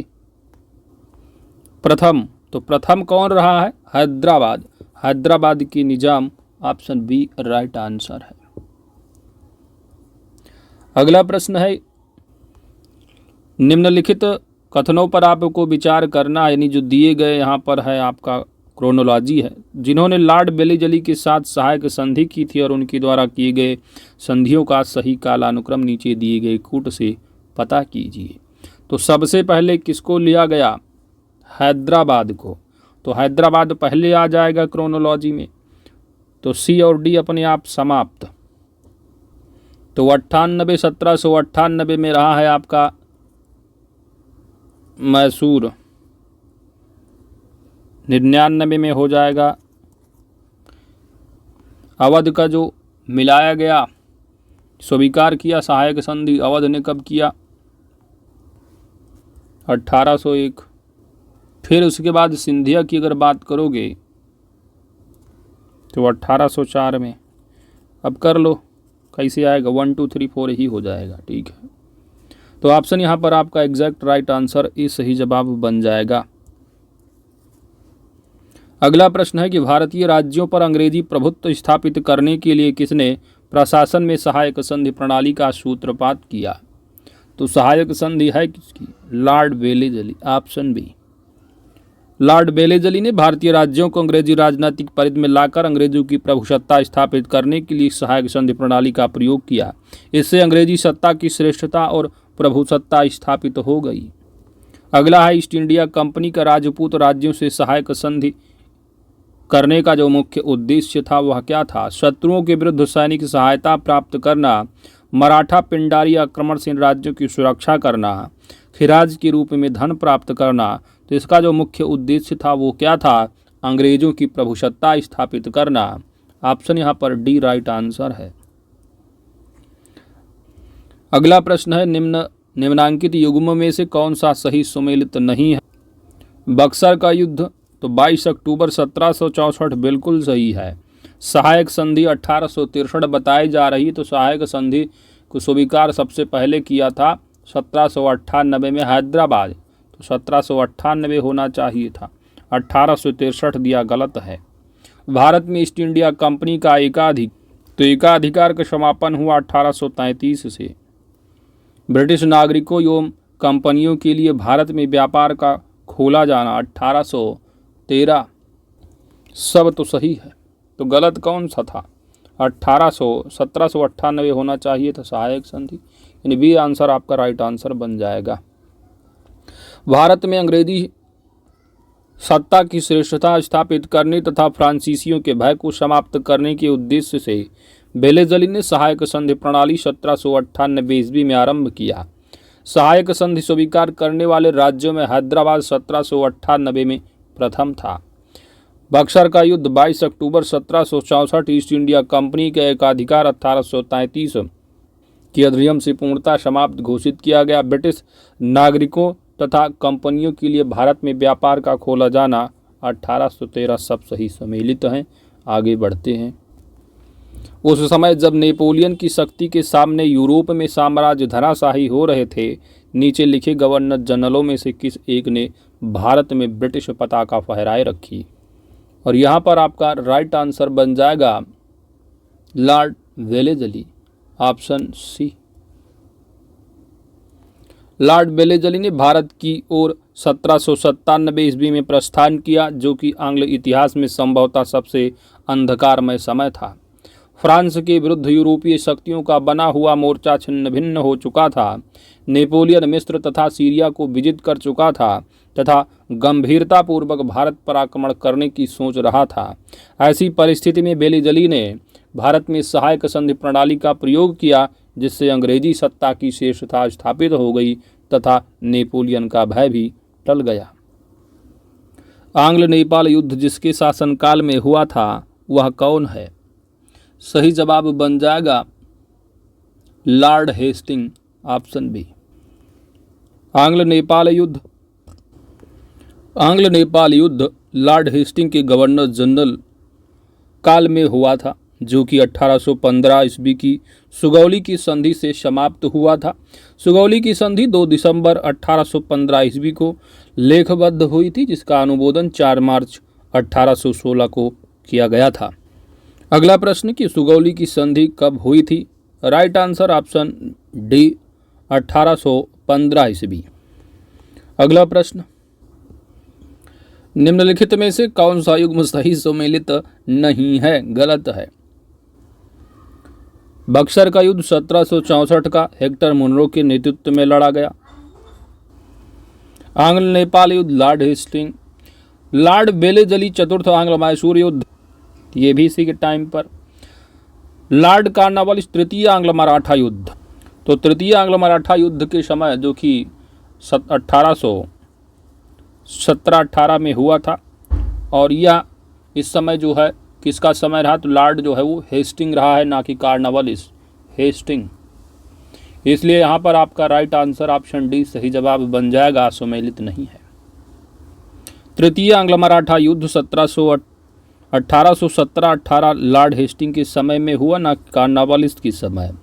चतुर्थ आंग्लो मैसूर युद्ध 1799 लॉर्ड वेलेजली एवं आंग्लो नेपाल युद्ध लॉर्ड हेस्टिंग के समय में हुआ, जबकि बक्सर का युद्ध 1764 हेक्टर मुनरो के नेतृत्व में लड़ा गया था। अगला प्रश्न तृतीय आंग्ल मराठा युद्ध संबंधित है। राइट आंसर बनेगा लॉर्ड हेस्टिंग से, ऑप्शन सी। अगला है कि सर टॉमस मुनरो किन वर्षों में मद्रास की गवर्नर रहे। राइट आंसर बन जाएगा option A 1820-27। Sir Thomas Munro 18 से 20-27 ईस्वी तक मद्रास की गवर्नर रहे।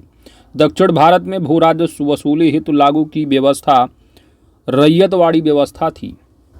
तो रैयतवाड़ी व्यवस्था का संबंध जो होगा वह टॉमस मुनरो के कार्य। इस व्यवस्था के जन्मदाता टॉमस मुनरो और कैप्टन रीड थे, जिन्होंने सर्वप्रथम इसे तमिलनाडु के बारामहल जिले में लागू किया था।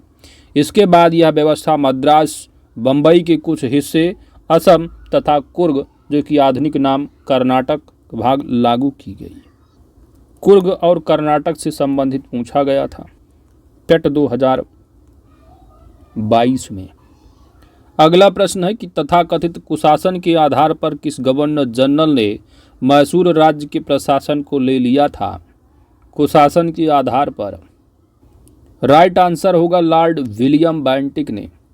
अवध को जो है वो कुशासन के आधार पर डलहौजी ने हड़पा था। विलियम बेंटिक ने 1831 ईस्वी में मैसूर तथा 1834 ईस्वी में कुर्क एवं कछार की रियासतों को अपने प्रदेश में मिला लिया, क्योंकि वहां कथित रूप से बहुत अधिक कुशासन एवं अव्यवस्था थी। निम्नलिखित बंगाल के गवर्नर जनरलों में से कौन एक तृतीय आंग्लो मैसूर युद्ध से संबद्ध है। तृतीय आंग्लो मैसूर युद्ध से संबद्ध राइट आंसर बन जाएगा लॉर्ड कॉर्नवालिस।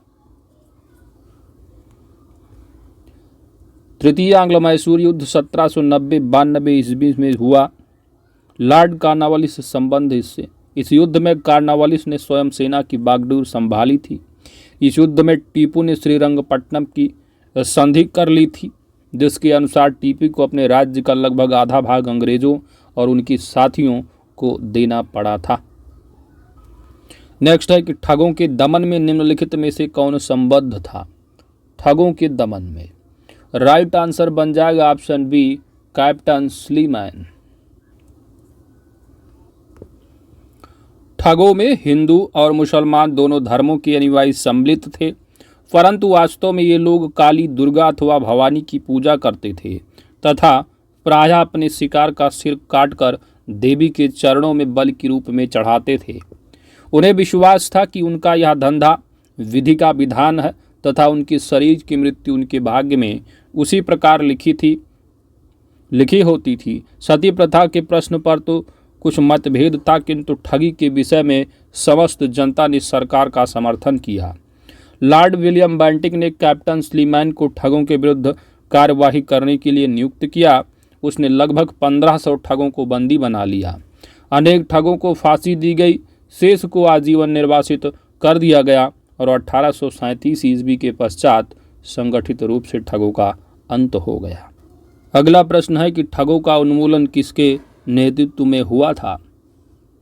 ठगों का उन्मूलन किसके नेतृत्व में हुआ था। राइट आंसर बन जाएगा कैप्टन स्लीमैन, ऑप्शन बी। अगला प्रश्न है कि निम्न में से कौन सामाजिक सुधार विलियम बेंटिक ने प्रारंभ किए। सती प्रथा का उन्मूलन विलियम बेंटिक से संबंधित, बिल्कुल सही। दास प्रथा का उन्मूलन, बिल्कुल सही। धर्म परिवर्तन के कारण अयोग्यता के प्रावधान को हटाना, तो ये जो है 1850 से संबंधित होगा। इस समय की बात नहीं है विलियम बेंटिक के कार्यकाल की। ठगों के संगठित गिरोहों का दमन है, तो ये सही है। 1, 2, 4 राइट आंसर बन जाएगा, ऑप्शन सी सही जवाब बनेगा। लॉर्ड विलियम बेंटिक 1828 ईस्वी में बंगाल प्रेसिडेंसी का गवर्नर जनरल बना। 1829 ईस्वी में उसने सती प्रथा को अपराध घोषित कर उसका उन्मूलन किया। बेंटिक के काल में ही भारत सरकार अधिनियम 1833 को पारित किया गया था। इसमें दास प्रथा के उन्मूलन का प्रावधान किया गया तथा बंटिंग ने ठगों के गिरोह के विरुद्ध भी अभियान चलाकर उसका दमन करने का प्रयास किया। विलियम बंटिंग ने शिक्षा और प्रेस की स्वतंत्रता पर भी काम किया था। 1835 ईस्वी में वह इंग्लैंड वापस चला गया था, जबकि धर्म परिवर्तन के कारण अयोग्यता के प्रावधान को 1850 ईस्वी में हटाया गया था। अगला प्रश्न कई बार एग्जाम में पूछा गया पीसीएस स्टेट में। सती प्रथा पर जो पाबंदी है वह किसने लगाई थी? राइट आंसर बन जाएगा विलियम बेंटिक। ऑप्शन यहाँ पर सी सही जवाब है।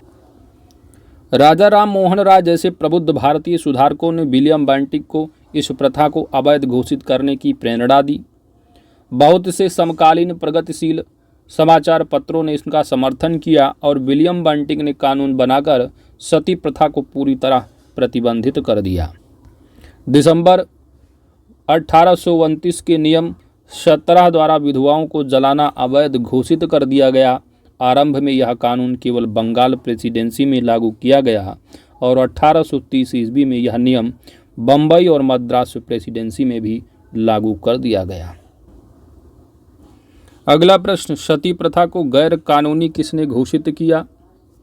सती प्रथा को गैर कानूनी किसने घोषित किया? राइट आंसर बन जाएगा अंत विलियम बेंटिक। Option B. अगला है कि विलियम बेंटिक के द्वारा सती प्रथा किस वर्ष समाप्त की गई? राइट आंसर होगा 1829 ईस्वी में। अगला है कि हिल असेंबली प्लान किसके द्वारा आदिवासी उन्नति के लिए किया गया था? हिल असेंबली प्लान किसके द्वारा आदिवासी उन्नति के लिए किया गया था? राइट आंसर बन जाएगा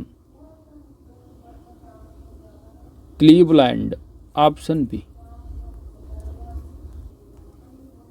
संथाल परगना के राजमहल क्षेत्र में प्रथम ब्रिटिश कलेक्टर ऑगस्टस क्लीवलैंड द्वारा आदिवासियों की उन्नति हेतु हिल असेंबली प्लान को कार्यान्वित किया गया। इसके अंतर्गत आदिवासी मुखियों को सीमित न्यायिक शक्तियां भी सौंपी गई। 1796 ईस्वी में रेगुलेशन 1 द्वारा इस व्यवस्था को विनियमित करने का प्रयास भी किया गया। नेक्स्ट है कि इनमें से किस वर्ष बंगाल से दासों के निर्यात को रोक दिया गया? राइट आंसर बन जाएगा ऑप्शन बी 1789 ईस्वी। अगला प्रश्न है कि लॉर्ड डलहौजी द्वारा अवध का अंग्रेजी राज्य में विलय निम्न में से किस रीति से हुआ था? अवध का तो अवध का विलय अंग्रेजी राज्य में डलहौजी द्वारा को प्रशासन का आरोप लगाकर किया गया। Option D. लॉर्ड डलहौजी का शासन 1848 से 56। लॉर्ड डलहौजी ने अवध के नवाब वाजिद अली शाह पर कुशासन का आरोप लगाकर 13 फरवरी 1856 ईस्वी को अवध का अंग्रेजी राज्य में विलय कर लिया। कुशासन का आरोप लगाकर अवध के अतिरिक्त डलहौजी के व्यक्तिगत सिद्धांत के अंतर्गत विलय किए गए प्रदेश सतारा 1848 में, जैतपुर एवं संभल 1849 में, बघात 1850 में, उदयपुर 1852 में, झांसी 1954 में, नागपुर भी 1954 में और करौली 1854 और करौली 1855 में। बढ़ते हैं आगे। अगला है बघात रियासत का ब्रिटिश में विलय कब हुआ है? राइट आंसर होगा 1850। नेक्स्ट है कि निम्न में से किस देशी रियासत को अंग्रेजों ने अपने क्षेत्र में नहीं मिलाया था? तो सबसे पहले सतारा रहा है, तो सतारा को भी मिलाया गया, तो इसको जो है आपको 1848 में मिला लिया गया था। अवध पर कुशासन का आरोप लगाकर 13 फरवरी 1856 को इसको मिला लिया गया। जबकि सिंध का विलय तो बहुत पहले ही कर लिया गया था एलनबरो के द्वारा, लॉर्ड एलनबरो के द्वारा, जिनका शासन 1842 से 44 के बीच रहा, तो इसी टाइम पे सिंध को मिला लिया। लेकिन ग्वालियर रियासत को जो है अंग्रेजों द्वारा अपने क्षेत्र में नहीं मिलाया गया था। राइट आंसर ऑप्शन यहाँ पर आपका बी सही जवाब बन जाएगा। प्रश्नगत विकल्पों में से ग्वालियर रियासत को अंग्रेजों द्वारा अपने क्षेत्र में नहीं मिलाया गया। सिंध का विलय लॉर्ड एलनबरो, जिनका शासन 1842 से 44 रहा, तत्कालीन जो है मिला लिया गया था। लॉर्ड डलहौजी के काल में कुशासन के आरोप पे अवध का विलय 1856 में, व्यवगत सिद्धांत के आधार पर सतारा का विलय 1848 में किया गया था। अगला है कि ब्रिटिश साम्राज्य में अवध का जो विलय हुआ था कब, तो कुशासन का जो है आरोप लगाकर 13 फरवरी 1856 में विलय किया गया। Option D. अगला प्रश्न है यूपीबीईओ प्रीलिप 2019 में पूछा हुआ कि विलय का जो सिद्धांत है इसके तहत राज्यों के विलय पर विचार कीजिए और उन्हें कालानुक्रम व्यवस्थित कीजिए। सबसे पहले रहा सतारा 1848 में, बघात जो है 1850 में, तो बघात 50, सतारा जो है 1848 हो गया आपका। उदय रहे हैं 52 में, झांसी रहा 1854। मिलान कर लो भाई। तो सबसे पहले आपका 48 आएगा, नंबर 1 पहले आ जाएगा, तो ऑप्शन ए और सी ऑप्शन दोनों में से कोई होगा, क्योंकि यहाँ तो अपने आप चले गए, क्योंकि एक पहले तो है नहीं किसी में। अब भाई 48 के बाद आता है 50, यानी बघात आ जाएगा, 3 आ गया, बस यही आंसर। अगर 2 ही मालूम चल रहा बस आपका काम बन गया। बाकी आपका उदयपुर 52 का है, तो उदयपुर यानी 4 पहले आ जाएगा, फिर उसके बाद झांसी 54 का, तो ऑप्शन यहाँ सी राइट आंसर बन जाएगा। बढ़ते हैं आगे। अगला प्रश्न पूछा गया, मिलान करने को कौन सा सुमेलित होगा। 1849 ईस्वी में सतारा का विलय गलत, क्योंकि ये 1848 रहा है। पंजाब का विलय 1848, तो यानी पंजाब, सिंध, गुजरात में सिंध की यहाँ पर बात की जा रही है, और सिंध ये जो है लॉर्ड एलनबरो जब 1842-44 के टाइम पर ही सिंध का विलय कर लिया गया था। तो 48 से बतिए नहीं समझ में आती, क्योंकि 48 तो सतारा में मिला। तो ये गलत है आपका, ये भी गलत है भाई। अवध का विलय 13 फरवरी 1856 रहा, बात बिल्कुल सही है। झांसी का विलय 54 रहा, ना कि 55, तो यह भी गलत हो गया। तो सही कौन सा है, ऑप्शन सी राइट आंसर। अगला है कि निम्नलिखित में से किसने विलय की नीति नियोजित एवं क्रियान्वित की। विलय की नीति डल हाउजी, ऑप्शन यहाँ पर सी सही जवाब होगा। आगे बढ़ते। ब्रिटिश द्वारा कुशासन का बहाना लेकर निम्नलिखित प्रांतों में से किस एक का शासक हटा दिया था। तो अवध के नवाब वाजिद अली शाह को। ऑप्शन यहाँ पर आपका ये राइट आंसर बन जाएगा। विलय किया कब, कुशासन का आरोप लगाकर 13 फरवरी 1856। चलिए, भारत में ब्रिटिश शासन के दौरान निम्नलिखित राजसी राज्यों के विलय का क्रम। तो सबसे पहले रहा है सतारा 1848 में, झांसी रहा है 1854, और सतारा के बाद जो है जैतपुर और संभल को मिला लिया था, यानी 1849। तो यहाँ पर सबसे पहले 48 आ रहा है, यानी 3 नंबर पहले आएगा। 3 नंबर पहले है किसमें, ना तो ए में है ना तो बी में है, सी और डी में होगा। तो 3 नंबर सी और डी में हो सकता है, तो सी ले लो, डी ले लो। 48 के बाद आता है 49, तो 49 यानी 2 नंबर है, तो 2 नंबर यहाँ पर, यानी ऑप्शन आपका सी राइट आंसर बन जाएगा।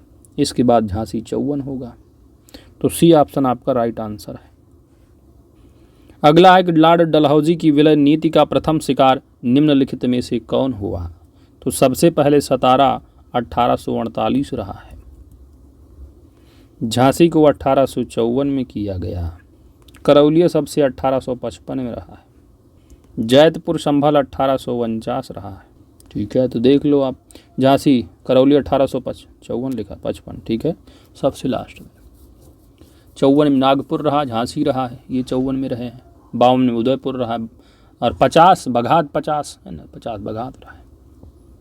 चलिए, तो यहाँ पूछा गया सबसे पहले, तो ऑप्शन बी राइट आंसर है। एमपीपीसीएस प्रीलिम्स 2021 डलहौजी की व्यक्तिगत सिद्धांत के अंतर्गत विलय किया गया पहला राज्य, that is Satara, option D. अगला है कि जेम्स एंड्रूज रैमजे भारत के किस गवर्नर जनरल का वास्तविक नाम था। और यहाँ पर आपका राइट आंसर बन जाएगा लॉर्ड डलहौजी, ऑप्शन ए। 1848 ईस्वी में लॉर्ड डलहौजी, जिसे अर्ल ऑफ डलहौजी भी कहा जाता है, गवर्नर जनरल बनकर भारत आया और उसका वास्तविक नाम जेम्स एंड्रूज ब्राउन रैमजे था। अगला है कि अंग्रेजों द्वारा सिंध विजय जो संपन्न हुआ कब? तो सिंध जो है 42 से 44 यानी 1842-44 मध्य जो सिंध का विलय किया वो लॉर्ड एलनबरो। तो राइट आंसर आपका क्या बनेगा? Option A. Governor general Lord Ellenborough के कार्यकाल रहा इनका 42 से 44 के दौरान अगस्त 1843 में चार्ल्स नेपियर ने सिंध को पूर्ण रूप से ब्रिटिश साम्राज्य में मिला लिया गया। यह प्रथम एंग्लो अफगान युद्ध का एक प्रमुख परिणाम था। अगला प्रश्न है कि किसने सिंध विजित कर उसका अधिकरण किया? तो हुआ था कौन? Charles Napier. Option C right answer. अगला है सिंध पर ब्रिटिश ने कब्जा कब किया? तो चार्ल्स नेपियर के टाइम 1843 अगस्त। अगला है सिक्किम का भारत में विलय किसने किया? सिक्किम का भारत में विलय किसने किया? Lord Dalhousie. Option C. Sikkim का भारत के साथ अंतर संबंध विगत इतिहास में हम 3 अवसरों पर देखते हैं। पहला तो 10 अक्टूबर 1817 को लॉर्ड हेस्टिंग के काल में इस तिथि को सिक्किम और ब्रिटिश भारत के साथ तितल्या संधि हुई थी। इसमें नेपाल से कुछ क्षेत्र सिक्किम को वापस मिलने का उल्लेख तो है, किंतु सिक्किम के किसी क्षेत्र का ब्रिटिश भारत में मिलाने का उल्लेख नहीं है। दूसरी बात है 1850 ईस्वी में सिक्किम के दार्जिलिंग और तराई का कुछ भाग लॉर्ड डलहौजी के काल में ब्रिटिश भारत में मिलाया गया था। यह सिक्किम का आंशिक विलय था। तीसरी बार जो है वो 1975 ईस्वी में सिक्किम का पूर्ण विलय स्वतंत्र भारत में हुआ। तो प्रश्न में ब्रिटिश भारत में लॉर्ड डलहौजी के कार्यकाल में सिक्किम के आंशिक विलय के आधार पर आयोग ने अपना उत्तर निर्धारित किया विकल्प सी को, यानी लॉर्ड डलहौजी के टाइम पर। निम्नलिखित में कौन अवध का ब्रिटिश रेजिडेंट था जब अवध का ब्रिटिश साम्राज्य में विलय हुआ? सही जवाब बन जाएगा ऑप्शन ए जेम्स आउटरम। 1854 में स्लीमैन के स्थान पर जेम्स आउटरम को अवध का ब्रिटिश रेजिडेंट बनाया गया था। उसने कहा कि अवध का प्रशासन बहुत दूषित है तथा जनता की अवस्था बहुत शोचनीय है। आउटरम की रिपोर्ट को ही फरवरी 1856 में अवध के अधिग्रहण का आधार बनाया गया था और 1857 के विद्रोह के समय लखनऊ में ब्रिटिश रेजिडेंट हेनरी लॉरेंस था जो विद्रोहियों के हाथों मारा गया था।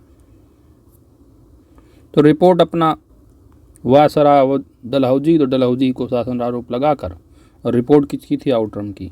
तो ऑप्शन यहाँ पर जेम्स आउटरम राइट आंसर है। भारत में प्रथम रेलवे लाइन किस ब्रिटिश गवर्नर की समय बिछाई गई? लॉर्ड डलहौजी 1853 में। भारत में रेल निर्माण की दिशा में प्रथम प्रयास ब्रिटिश गवर्नर लॉर्ड डलहौजी द्वारा किया गया। प्रथम रेलवे लाइन 1853 में बम्बई से ठाणे के बीच डलहौजी के समय में बिछाई गई। भारत में प्रथम रेल लाइन का निर्माण किन नगरों के बीच हुआ? तो बम्बई टू ठाणे। भारत में पहली रेलवे लाइन कब? 1853। किस कंपनी ने सर्वप्रथम भारत में रेल यात्रा प्रारंभ की? तो 1803 पर बम्बई टू ठाणे। तो कंपनी कौन सी थी? Great Indian Peninsular Railway. Option B. 1853 ईस्वी में मुंबई के बोरी बंदर स्टेशन से ठाणे के मध्य भारत में सर्वप्रथम रेल यात्रा का प्रारंभ ग्रेट इंडियन पेनिनसुलर रेलवे द्वारा किया गया था। ब्रिटिश भारतीय राज्य क्षेत्र का अंतिम प्रमुख विस्तार जो हुआ था वह किसके समय में? राइट आंसर बन जाएगा ऑप्शन ए डफरिन के समय में। 1885 ईस्वी में तृतीय आंग्ल बर्मा युद्ध हुआ और 1 जनवरी 1886 को संपूर्ण बर्मा को ब्रिटिश भारत में मिला दिया गया, जो ब्रिटिश भारतीय राज्य क्षेत्र का अंतिम प्रमुख विस्तार था। इस समय वायसराय लॉर्ड डफरिन था। पब्लिक वर्क्स डिपार्टमेंट को 1845 ईस्वी से 55 के दौरान स्वरूप देने वाले थे पब्लिक वर्क्स डिपार्टमेंट को। राइट आंसर आपका बन जाएगा ऑप्शन ए लॉर्ड डलहौजी। डलहौजी से पूर्व सार्वजनिक निर्माण का कार्य एक सैनिक बोर्ड पर था। इसके कार्यकाल में पहली बार एक अलग सार्वजनिक निर्माण विभाग का किसके टाइम पर? डलहौजी। तो सार्वजनिक निर्माण विभाग बनाया गया और सार्वजनिक उपयोग के कार्य के लिए बहुत सा धन व्यय किया जाने लगा। विधवा पुनर्विवाह अधिनियम किसके शासनकाल में क्रियान्वित किया गया? विधवा पुनर्विवाह। राइट आंसर बनेगा option B, lord Canning. Ishwarchandra Vidyasagar के अथक प्रयासों के फलस्वरूप लॉर्ड कैनिंग के समय 26 जुलाई 1856 को विधवा पुनर्विवाह अधिनियम 1856 अधिनियमित हुआ। इस अधिनियम को लॉर्ड डलहौजी के समय प्रारूपित और प्रस्तुत किया गया था।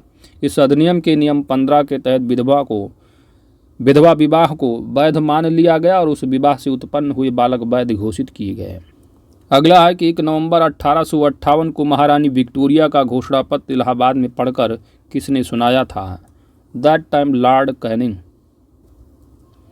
1857 की महान क्रांति का सबसे महत्वपूर्ण परिणाम था महारानी की उद्घोषणा। यह उद्घोषणा 1 नवंबर 1858 को इलाहाबाद में हुए दरबार में भारत के प्रथम वायसराय लॉर्ड कैनिंग द्वारा उद्घोषित की गई। निम्न में से कौन एक भारत का प्रथम वायसराय था? भारत का प्रथम वायसराय कौन था? Lord Canning. ऑप्शन सी।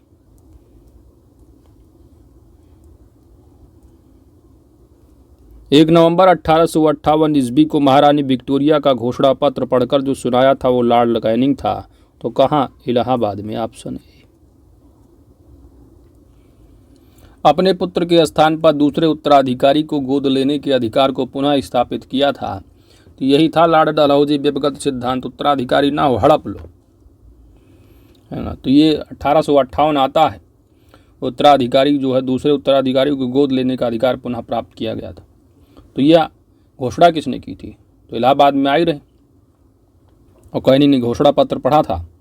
तो ये 1858 की साम्राज्ञी की घोषणा ने। Option D right answer. महारानी की उद्घोषणा 1 नवंबर 1858 को इलाहाबाद में हुए दरबार में लॉर्ड कैनिंग द्वारा उद्घोषित की गई। इसमें भारतीय देशी राज्यों के प्रति नीति को भी व्यापक रूप से परिवर्तित किया गया और ब्रिटिश साम्राज्य के लिए संभावित किसी संकटापन्न स्थिति से बचाव के लिए उनका प्रयोग करने हेतु उन्हें तैयार किया गया। विजय और विलय की नीति का पूर्णतः परित्याग कर दिया गया और देशी राज्यों के शासकों को उत्तराधिकारी गोद लेने की अनुमति दी गई। अगला प्रश्न कि महारानी विक्टोरिया को भारत की साम्राज्ञी नियुक्त किया गया कब? राइट आंसर बन जाएगा वर्ष रहा 1877 ईस्वी। Option C. राजसी उपाधि अधिनियम that is royal title act British संसद द्वारा 1876 में पारित किया गया। इस अधिनियम के तहत महारानी विक्टोरिया को 1 जनवरी 1877 ईस्वी को दिल्ली दरबार में भारत की साम्राज्ञी घोषित किया गया। इसी प्रकार सम्राट एडवर्ड 7वें को वर्ष 1903 में तथा जॉर्ज पंचम को 1911 में भारत का सम्राट घोषित किया गया। अगला है कि निम्नलिखित में से किस गवर्नर जनरल ने भारत में दास प्रथा को समाप्त किया था? दास प्रथा को समाप्त किया था। राइट आंसर बन जाएगा ऑप्शन बी, लॉर्ड एलन बरो ने। 1843 एक्ट के 1843 का जो 5वां एक्ट रहा उसियर का एक्ट 5 के द्वारा भारत में तत्कालीन गवर्नर जनरल लॉर्ड एलन बरो ने दास प्रथा का उन्मूलन किया था। इसका कार्यकाल 42 से 44 था। निम्न युग्मों में से कौन सा एक सही सुमेलित है? लॉर्ड कॉर्नवालिस की अस्थायी बंदोबस्त व्यवस्था बिल्कुल सही है। चतुराईपूर्ण निष्क्रियता जो है वो किसकी है? तो वो थे जो है जॉन लॉरेंस। ठीक है, जॉन लॉरेंस की थी, जॉन लॉरेंस। तो बेलेजली हो गया गलत। तो यहाँ पर पूछा कौन सही सुमेलित? एक ही सही सुमेलित। Option right answer. सहायक संधि किसकी रही है? तो सहायक संधि आप जानते हुए बेलेजली की रही है। व्यक्तिगत सिद्धांत डलहौजी से संबंधित हड़प नीति।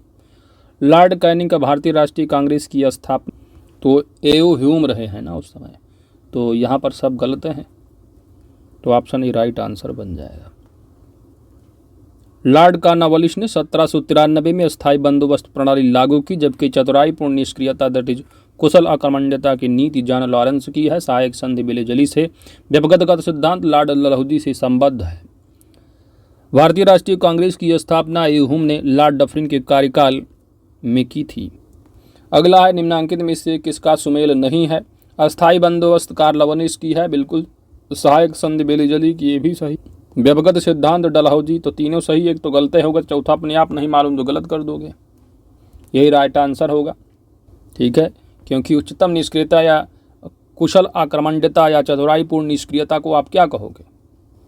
जॉन लॉरेंस से संबंधित होगी, अभी ऊपर पढ़ के आ रहे हो, जॉन लॉरेंस। तो इस तरह ऑप्शन डी सही जवाब होगा। अगला भाई, अस्थायी बंदोबस्त किसके शासनकाल में प्रारंभ किया गया था?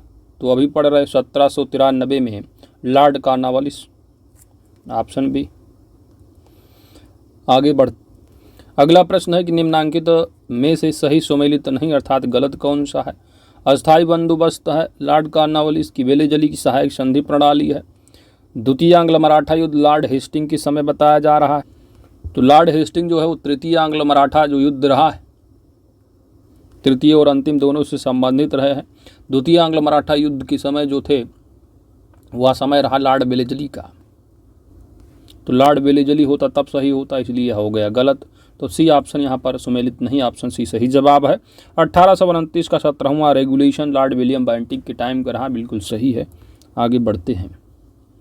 द्वितीय आंग्ल मराठा युद्ध 1803 से 1805 ईस्वी के मध्य हुआ, जिस समय लॉर्ड वेलेजली का काल रहा है। लॉर्ड हेस्टिंग के काल में तृतीय तथा अंतिम आंग्ल मराठा युद्ध संबंधित था। तृतीय आंग्ल मराठा युद्ध में मराठों के पराजय के पश्चात लॉर्ड हेस्टिंग ने पेशवा की गद्दी 1818 ईस्वी में समाप्त कर दी तथा पश्चिमी भारत में स्थित पेशवा का समस्त प्रदेश बम्बई प्रेसिडेंसी में सम्मिलित कर लिया गया। इसके अतिरिक्त कंपनी ने बुंदेलखंड, मालवा तथा शेष भारत पर राजनैतिक अधिकार कर लिया, जिस पर पेशवाओं का क्या है, प्रभुत्व था। अगला प्रश्न है कि पेशवाई को समाप्त कब किया गया था? तो मराठों की पराजय हुई, उसके बाद समाप्त किया गया 1818 में। ऑप्शन यहाँ पर आपका बी राइट आंसर है। नेक्स्ट है कि निम्नलिखित में से किसने राजपूताना की देशी रियासतों के साथ 1718 की अधीनस्थ संधि की बात की थी? 1817-18 की अधीनस्थ संधि की बातचीत, राइट आंसर बन जाएगा Charles Metcalfe, option B. Rajputana की रियासतों के साथ वर्ष 1817-18 की अधीनस्थ संधि की वार्ता चार्ल्स मेटकॉफ ने की थी। लॉर्ड हेस्टिंग्स ने राजपूताना पर ब्रिटिश सर्वोच्चता तथा मराठों और पिंडारियों के प्रति राजपूताने की तटस्थता सुनिश्चित करने के लिए दिल्ली के तत्कालीन रेजिडेंट चार्ल्स मेटकॉफ को वार्ताकार बनाया था। अगला प्रश्न है लॉर्ड कॉर्नवालिस अस्थायी बंदोबस्त, बिल्कुल सही है। वेलेजली की सहायक संधि प्रणाली रही, यह भी सही है। आंग्ल नेपाल युद्ध सरजानसूर बताया जा रहा, जो कि गलत होगा क्योंकि लॉर्ड हेस्टिंग के काल में रहा है। लॉर्ड हेस्टिंग संबंधित होंगे, तो तीसरा हो गया गलत। तृतीय आंग्ल मराठा युद्ध इन्हीं के समय, तो यहाँ पर आपकी बात जो है उसी सही जवाब बनेगा क्योंकि लॉर्ड हेस्टिंग होना चाहिए था। आंग्ल नेपाल युद्ध लॉर्ड हेस्टिंग के काल में हुआ था। 1814 ईस्वी में पहला युद्ध लड़ा गया, लेकिन कोई विशेष सफलता नहीं मिली। 1815 ईस्वी में दूसरा युद्ध लड़ा गया। कुमाऊं में अल्मोड़ा को जीत लिया गया तथा मेजर जनरल आक्टर लोनी ने वीर गोरखा सरदार अमर सिंह थापा को मलावा का किला समर्पित करने के लिए विवश किया। ब्रिटिश सेना राजधानी काठमांडू से 30 मील की दूरी तक पहुंच गई। 2 दिसंबर 1815 ईस्वी को सुगौली की संधि लेखबद्ध हुई थी, जिसे 4 मार्च 1816 को अनुमोदित किया गया। कुमाऊं, गढ़वाल और शिमला जिले अंग्रेजों को सौंप दिए गए, सुगौली संधि के तहत। अगला प्रश्न है कि लॉर्ड एलनबरो अवध का विलीनीकरण किया गया, क्या बात कर रहे हैं? अवध का विलय जो हुआ दैट टाइम कौन? डलहौजी को शासन का आरोप लगाकर, तो पहला हो गया गलत। डलहौजी सिंध का विलीनीकरण तो लॉर्ड एलनबरो से संबंधित होगा। 42-44 के मध्य यानी 43 में हुआ, अगस्त में सिंध का विलय किया गया था एलनबरो के टाइम पर, ये भी गलत हो गया। चतुर्थ आंग्लो मैसूर युद्ध जो कि 1799 का रहा है, लॉर्ड वेलेजली रहे दैट टाइम, तो राइट आंसर यहाँ पर ऑप्शन सी सही जवाब है। सरजानसूर तृतीय आंग्ल मराठा युद्ध के टाइम बताया जा रहा है, तो तृतीय आंग्ल मराठा युद्ध लॉर्ड हेस्टिंग के टाइम पर रहा, तो ये भी गलत हो गया। तो केवल और केवल सी यानी एक सही, सी सही जवाब बन जाएगा। बढ़ते हैं आगे। कौन सा युग्म सही सुमेलित नहीं है? लॉर्ड डलहौजी अवध का विलीनीकरण बिल्कुल सही है। लॉर्ड डफरिन भारतीय राष्ट्रीय कांग्रेस की स्थापना के टाइम पर, बात बिल्कुल सही, जो कि इन समय रहे हैं और एवहुम के द्वारा जो है स्थापना हुई थी कांग्रेस की।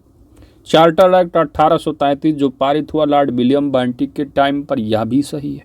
प्रथम आंग्ल अफगान युद्ध का जो आरंभ होना था वह किस टाइम पर रहा है? तो प्रथम आंग्ल अफगान युद्ध 1839 और 42 के मध्य हुआ और इस समय भारत की जो गवर्नर जनरल रहे वो ऑकलैंड थे, ना कि लिट्टन। ऑकलैंड। तो यहाँ पर आपका राइट जो आंसर बन जाएगा वो ऑप्शन डी, सुमेलित नहीं है, डी सही जवाब बन जाएगा। प्रथम आंग्ल अफगान युद्ध 1839 से 42 की ईस्वी के मध्य हुआ था। इस दौरान भारत की गवर्नर जनरल ऑकलैंड थे। लॉर्ड लिट्टन के समय द्वितीय आंग्ल अफगान युद्ध 1878 से 80 के मध्य हुआ था। इस प्रकार विकल्प डी क्या है? सुमेलित नहीं। आगे बढ़ते हैं। निम्न में से कौन चतुराईपूर्ण निष्क्रियता की नीति के साथ जुड़ा था? चतुराईपूर्ण किसका रहा है? सही जवाब बन जाएगा ऑप्शन डी, जॉन लॉरेंस। आगे बढ़ते हैं। चतुराईपूर्ण निष्क्रियता या अकुशल अकर्मण्यता की नीति आंग्ल अफगान संबंधों के संदर्भ में लॉर्ड एलनबरो के काल से प्रारंभ होकर लॉर्ड नॉर्थब्रुक के काल तक चलती रही। इस नीति को प्रायः जॉन लॉरेंस के नाम से विशेष रूप से संबोधित किया जाता है, क्योंकि उसके वायसराय काल में इस नीति का अनुसरण करने का स्पष्ट अवसर मिला और इस नीति की रूपरेखा स्पष्ट रूप से निश्चित की गई। अगला प्रश्न है कि भारत में वित्तीय विकेंद्रीकरण इम्पॉर्टेंट है। वित्तीय विकेंद्रीकरण किसने प्रारंभ किया था? राइट आंसर बन जाएगा option D, Lord Mayo. Bharat में वित्तीय विकेंद्रीकरण 1870 ईस्वी में लॉर्ड मेयो के कार्यकाल में आरंभ हुआ था। भारत में अंग्रेजों के समय में प्रथम जनगणना कब हुई थी? तो प्रथम जो जनगणना है वो 1872 में। तत्कालीन कौन? Lord Mayo. ऑप्शन यहाँ पर आपका सी राइट आंसर है। भारत में अंग्रेजों के समय प्रथम जनगणना लॉर्ड मेयो के काल में 1872 ईस्वी में प्रारंभ हुई, किंतु जो 10 पंच जो यानी कि नियमित जनगणना हर 10 साल पे हो रही है वह 1881 ईस्वी में लॉर्ड रिपन के काल में प्रारंभ हुई थी नियमित जनगणना। वह कौन व्यक्ति था जिसने भारत में पहली बार जनसंख्या की जनगणना करवाई? तो शुरुआत जो करवाई थी वह लॉर्ड कौन था? मेयो। और रिपन कौन रहे हैं जो कि अस्थायी 10 साल पे होने लगी, 81 फिर 91 इस तरह। बढ़ते हैं आगे। किस वायसराय की हत्या अंडमान निकोबार द्वीप समूह में एक दंडित अपराधी द्वारा की गई थी जब वो भ्रमण कर रहा था? राइट आंसर बन जाएगा lord Mayo, option C. Lord Mayo की जो कार्यकाल 69 से 72 रहा, इनकी हत्या अंडमान निकोबार द्वीप समूह के भ्रमण के दौरान एक कैदी द्वारा की गई थी। मेयो जो है प्रथम गवर्नर जनरल था जिसकी हत्या उसी के कार्यकाल में की गई।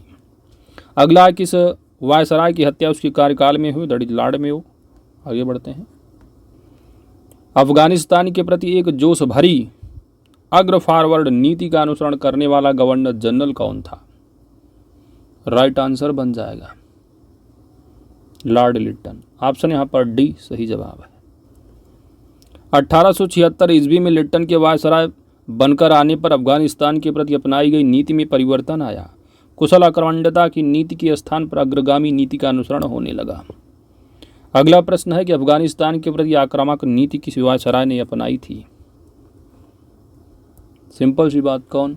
Right answer option Lord Lytton. अगला प्रश्न है कि कौन भारत का वायसराय सबसे दीर्घ काल तक रहा है? तो लॉर्ड कर्जन का जो कार्यकाल रहा है 1899 से लेकर के बंगाल विभाजन तक रहा 1905 तक। लॉर्ड डफरिन का देखोगे तो 1884 से 88। उसके बाद लॉर्ड हार्डिंग का देखोगे तो लॉर्ड हार्डिंग का 1910 से 16।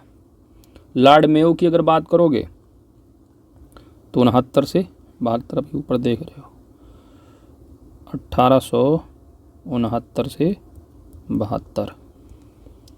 तो 99 से 1905 यानी कि 99 और 1902 इधर हो गया, 5 2 7 साल हो गया। डफरिन की बात करोगे तो 84 से 88, 4 साल ले लो। हार्डिंग को देख लो, 10 से 16, 6 में वो 3, तो सबसे ज़्यादा किसका भाई? Lord Curzon. ऑप्शन यहाँ पर ही राइट आंसर है। बढ़ते हैं आगे। भारत में स्थानीय स्वायत्त शासी संस्थाएं 1882 ईस्वी में सशक्त की गई थीं, किसके द्वारा? राइट आंसर बन जाएगा लॉर्ड रिपन द्वारा, ऑप्शन बी। 1880 ईस्वी में इंग्लैंड में ग्लैडस्टन के नेतृत्व में उदारवादी दल सत्ता में आया। ग्लैडस्टन यूरोप में स्वतंत्रता का समर्थक था। उसने अपनी भारत के प्रति नीति का इन शब्दों में वर्णन किया कि हमारा भारत में रहने का अधिकार इस तर्क पर है कि हमारा वहाँ रहना भारतीयों के लिए हितकर है, और साथ ही यह कि भारतीय यह अनुभव करें कि यह हितकर है। इस दौरान रिपन को वायसराय पद के लिए चुना गया। संभवतः रिपन के कार्यकाल का सबसे महत्वपूर्ण कार्य स्थानीय स्वशासन पर सरकारी प्रस्ताव था। रिपन देश की नगर पालिकाओं को विकसित करना चाहता था। उसके अनुसार इन्हीं से देश की राजनैतिक शिक्षा आरंभ होती है। इस प्रस्ताव के तहत ग्रामीण प्रदेशों में स्थानीय बोर्डों की स्थापना की गई। प्रत्येक जिले में जिला उप विभाग, तालुका अथवा तहसील बोर्ड बनाने की आज्ञा हुई। नगरों में नगर पालिकाएं स्थापित की गई। इन स्थानीय संस्थाओं को निश्चित कार्य तथा आय के साधन दिए गए। अगला प्रश्न, भारत में स्थानीय स्वायत्त शासन को किसने प्रोत्साहित किया? Ripon, option D. अगला प्रश्न है कि एल्बर्ट बिल विवाद किससे संबंधित था? एल्बर्ट बिल विवाद राइट आंसर बन जाएगा यूरोप के लोगों के मामलों की सुनवाई करने के लिए भारतीय न्यायाधीशों पर लगाई गई अयोग्यताओं को हटाया जाना, option C. Sir PC Ilbert viceroy की परिषद के विधि सदस्य थे। इन्होंने 2 फरवरी 1883 को विधान परिषद में एक विधेयक प्रस्तुत किया जिसे एल्बर्ट बिल की संज्ञा दी जाती है। इस विधेयक का उद्देश्य था कि जाति भेद पर आधारित सभी न्यायिक अयोग्यताएं तुरंत समाप्त कर दी जाएं और भारतीय तथा यूरोपीय न्यायाधीशों की शक्तियां समान कर दी जाएं। यूरोपीय लोगों ने इसे अपने विशेषाधिकारों पर कुठाराघात माना। एल्बर्ट बिल को लेकर हुए विवाद के कारण ही 1884 ईस्वी में लॉर्ड रिपन ने अपना कार्यकाल पूरा होने से पूर्व त्यागपत्र दे दिया। अगला प्रश्न है, भारत में उपनिवेशी शासन के संदर्भ में 1883 ईस्वी में जो पारित एल्बर्ट बिल था, इसका उद्देश्य क्या था? ऑप्शन यहाँ पर पहला दिया है कि जहाँ तक अदालतों की दांडिक अधिकारिता का संबंध था वो भारतीय तथा यूरोपीय लोगों को बराबरी पर रोकना था। बात बिल्कुल सही, ऑप्शन यहाँ पर ही राइट आंसर है।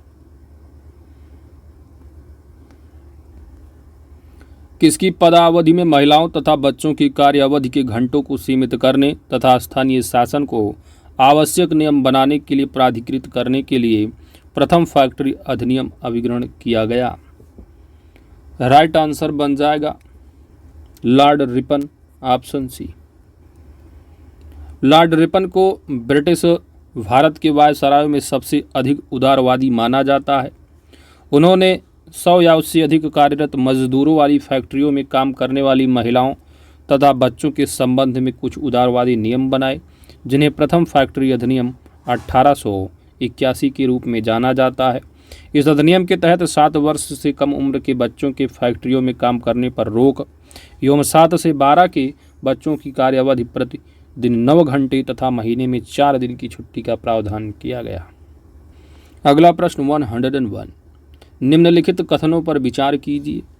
पहला कथन है कि फैक्ट्री एक्ट 1881 औद्योगिक कामगारों की मजदूरी नियत करने के लिए और कामगारों को मजदूर संघ बनाने देने की दृष्टि से पारित किया गया था। तो यहाँ पर जो था वो बेसिकली आपका क्या था, वो जो है जो बच्चे थे उनके लिए 7 वर्ष से कम और 7 से 12 वर्ष के बच्चों के लिए बेसिकली था ये प्रथम फैक्ट्री। तो पहला हो गया अपने आप में गलत। दूसरा कथन है कि एन.एम. लोखंडे ब्रिटिश भारत में मजदूर आंदोलन संगठित करने में अग्रगामी थे। तो यह कथन सही है। कौन सा कथन सही होगा? तो केवल 2 ऑप्शन यहाँ पर बी सही जवाब है। प्रथम कारखाना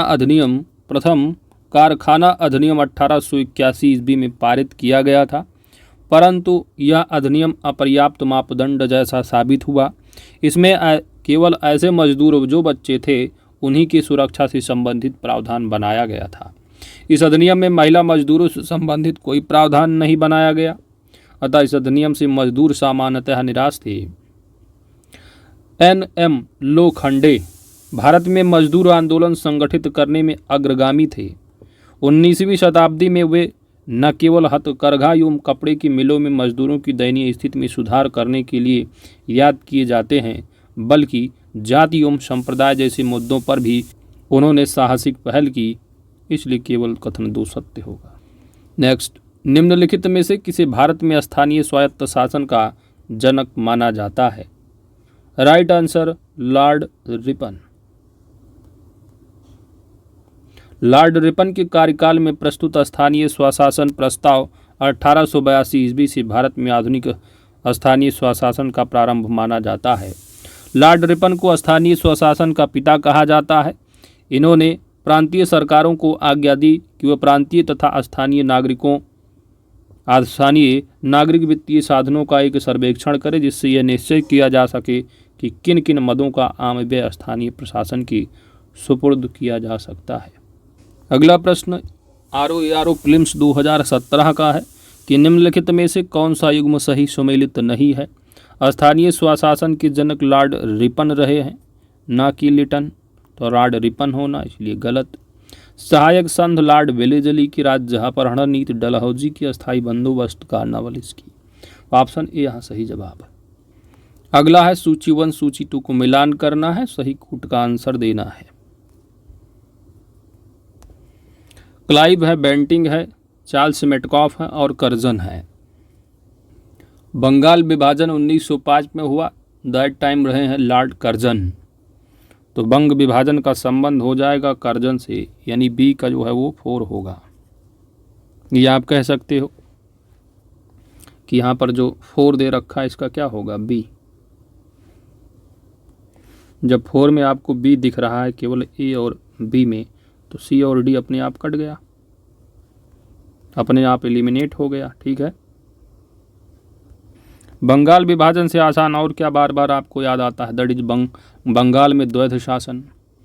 तो बंगाल में जो द्वैध शासन है यह जो है लागू किसने की? 1765 में लॉर्ड क्लाइव रहे हैं। तो ये जो है आपकी क्लाइव का संबंध हो जाएगा बंगाल में दोहरा, यानी सी से संबंध हो जाएगा। तो 1 का सी, जब 1 का सी आपका मिल गया, केवल और केवल इसी में दौरान आपका एलिमिनेट हो गया अपने आप, तो 2 से ही काम चल गया, बाकी आप मिला लो। प्रेस पर से प्रतिबंध हटाने, तो वो थे चार्ल्स मेटकॉफ। ठीक है, तो ए का जो है वो चार्ल्स मेटकॉफ यानी 3 हो जाएगा, या बी का 3 का कर सकते हो आप ए। तो 3 का जो है ए है, और उसके बाद जो है विलियम बेंटिंग है, तो अंग्रेजी शिक्षा संबंधित हो जाएंगे, यानी 2 का आपका डी हो जाएगा। तो 2 का डी है, ऑप्शन ए राइट आंसर है। क्लाइव ने 1765 में बंगाल में द्वैध शासन प्रणाली लागू की। बेंटिंग के कार्यकाल में ही मैकाले द्वारा आधुनिक शिक्षा की नींव रखी गई। अपने प्रस्ताव में मैकाले की योजना यह थी कि एक ऐसा वर्ग बनाया जाए जो रंग तथा रक्त से तो भारतीय हो, परंतु प्रवृत्ति, नैतिकता तथा बुद्धि से अंग्रेज हो। तो मैकाले की योजना रही, और मैकाले की ही शिक्षा आप देख रहे हो चली रही है। मैकाले का विचार 7 मार्च 1835 को एक प्रस्ताव द्वारा अनुमोदित कर दिया गया, जिसमें यह निश्चय हुआ कि उच्च स्तरीय प्रशासन की भाषा अंग्रेजी होगी। चार्ल्स मेटकॉफ ने प्रेस से प्रतिबंध हटाया, इसलिए उसे समाचार पत्रों का मुक्तिदाता चार्ल्स मेटकॉफ को कहा जाता है। कर्जन के काल में वर्ष 1905 में बंगाल का विभाजन हुआ था। अगला प्रश्न है सूची 1 और सूची 2 को मिलान करना है। PCS prelims 95। यहाँ पर दिया है सती प्रथा का विरोध, सती प्रथा का अंत। तो सती प्रथा का अंत लॉर्ड विलियम बेंटिंग के कार्यकाल से संबंधित, तो भाई 2 का ए हो गया। स्वायत्त शासन यानी स्थानीय स्वशासन की बात किसने की?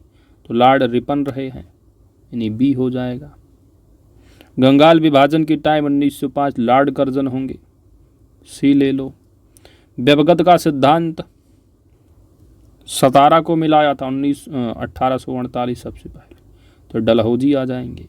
तो यहाँ पर डी हो गया आपका। तो DABC है किसमें? ऑप्शन ए में।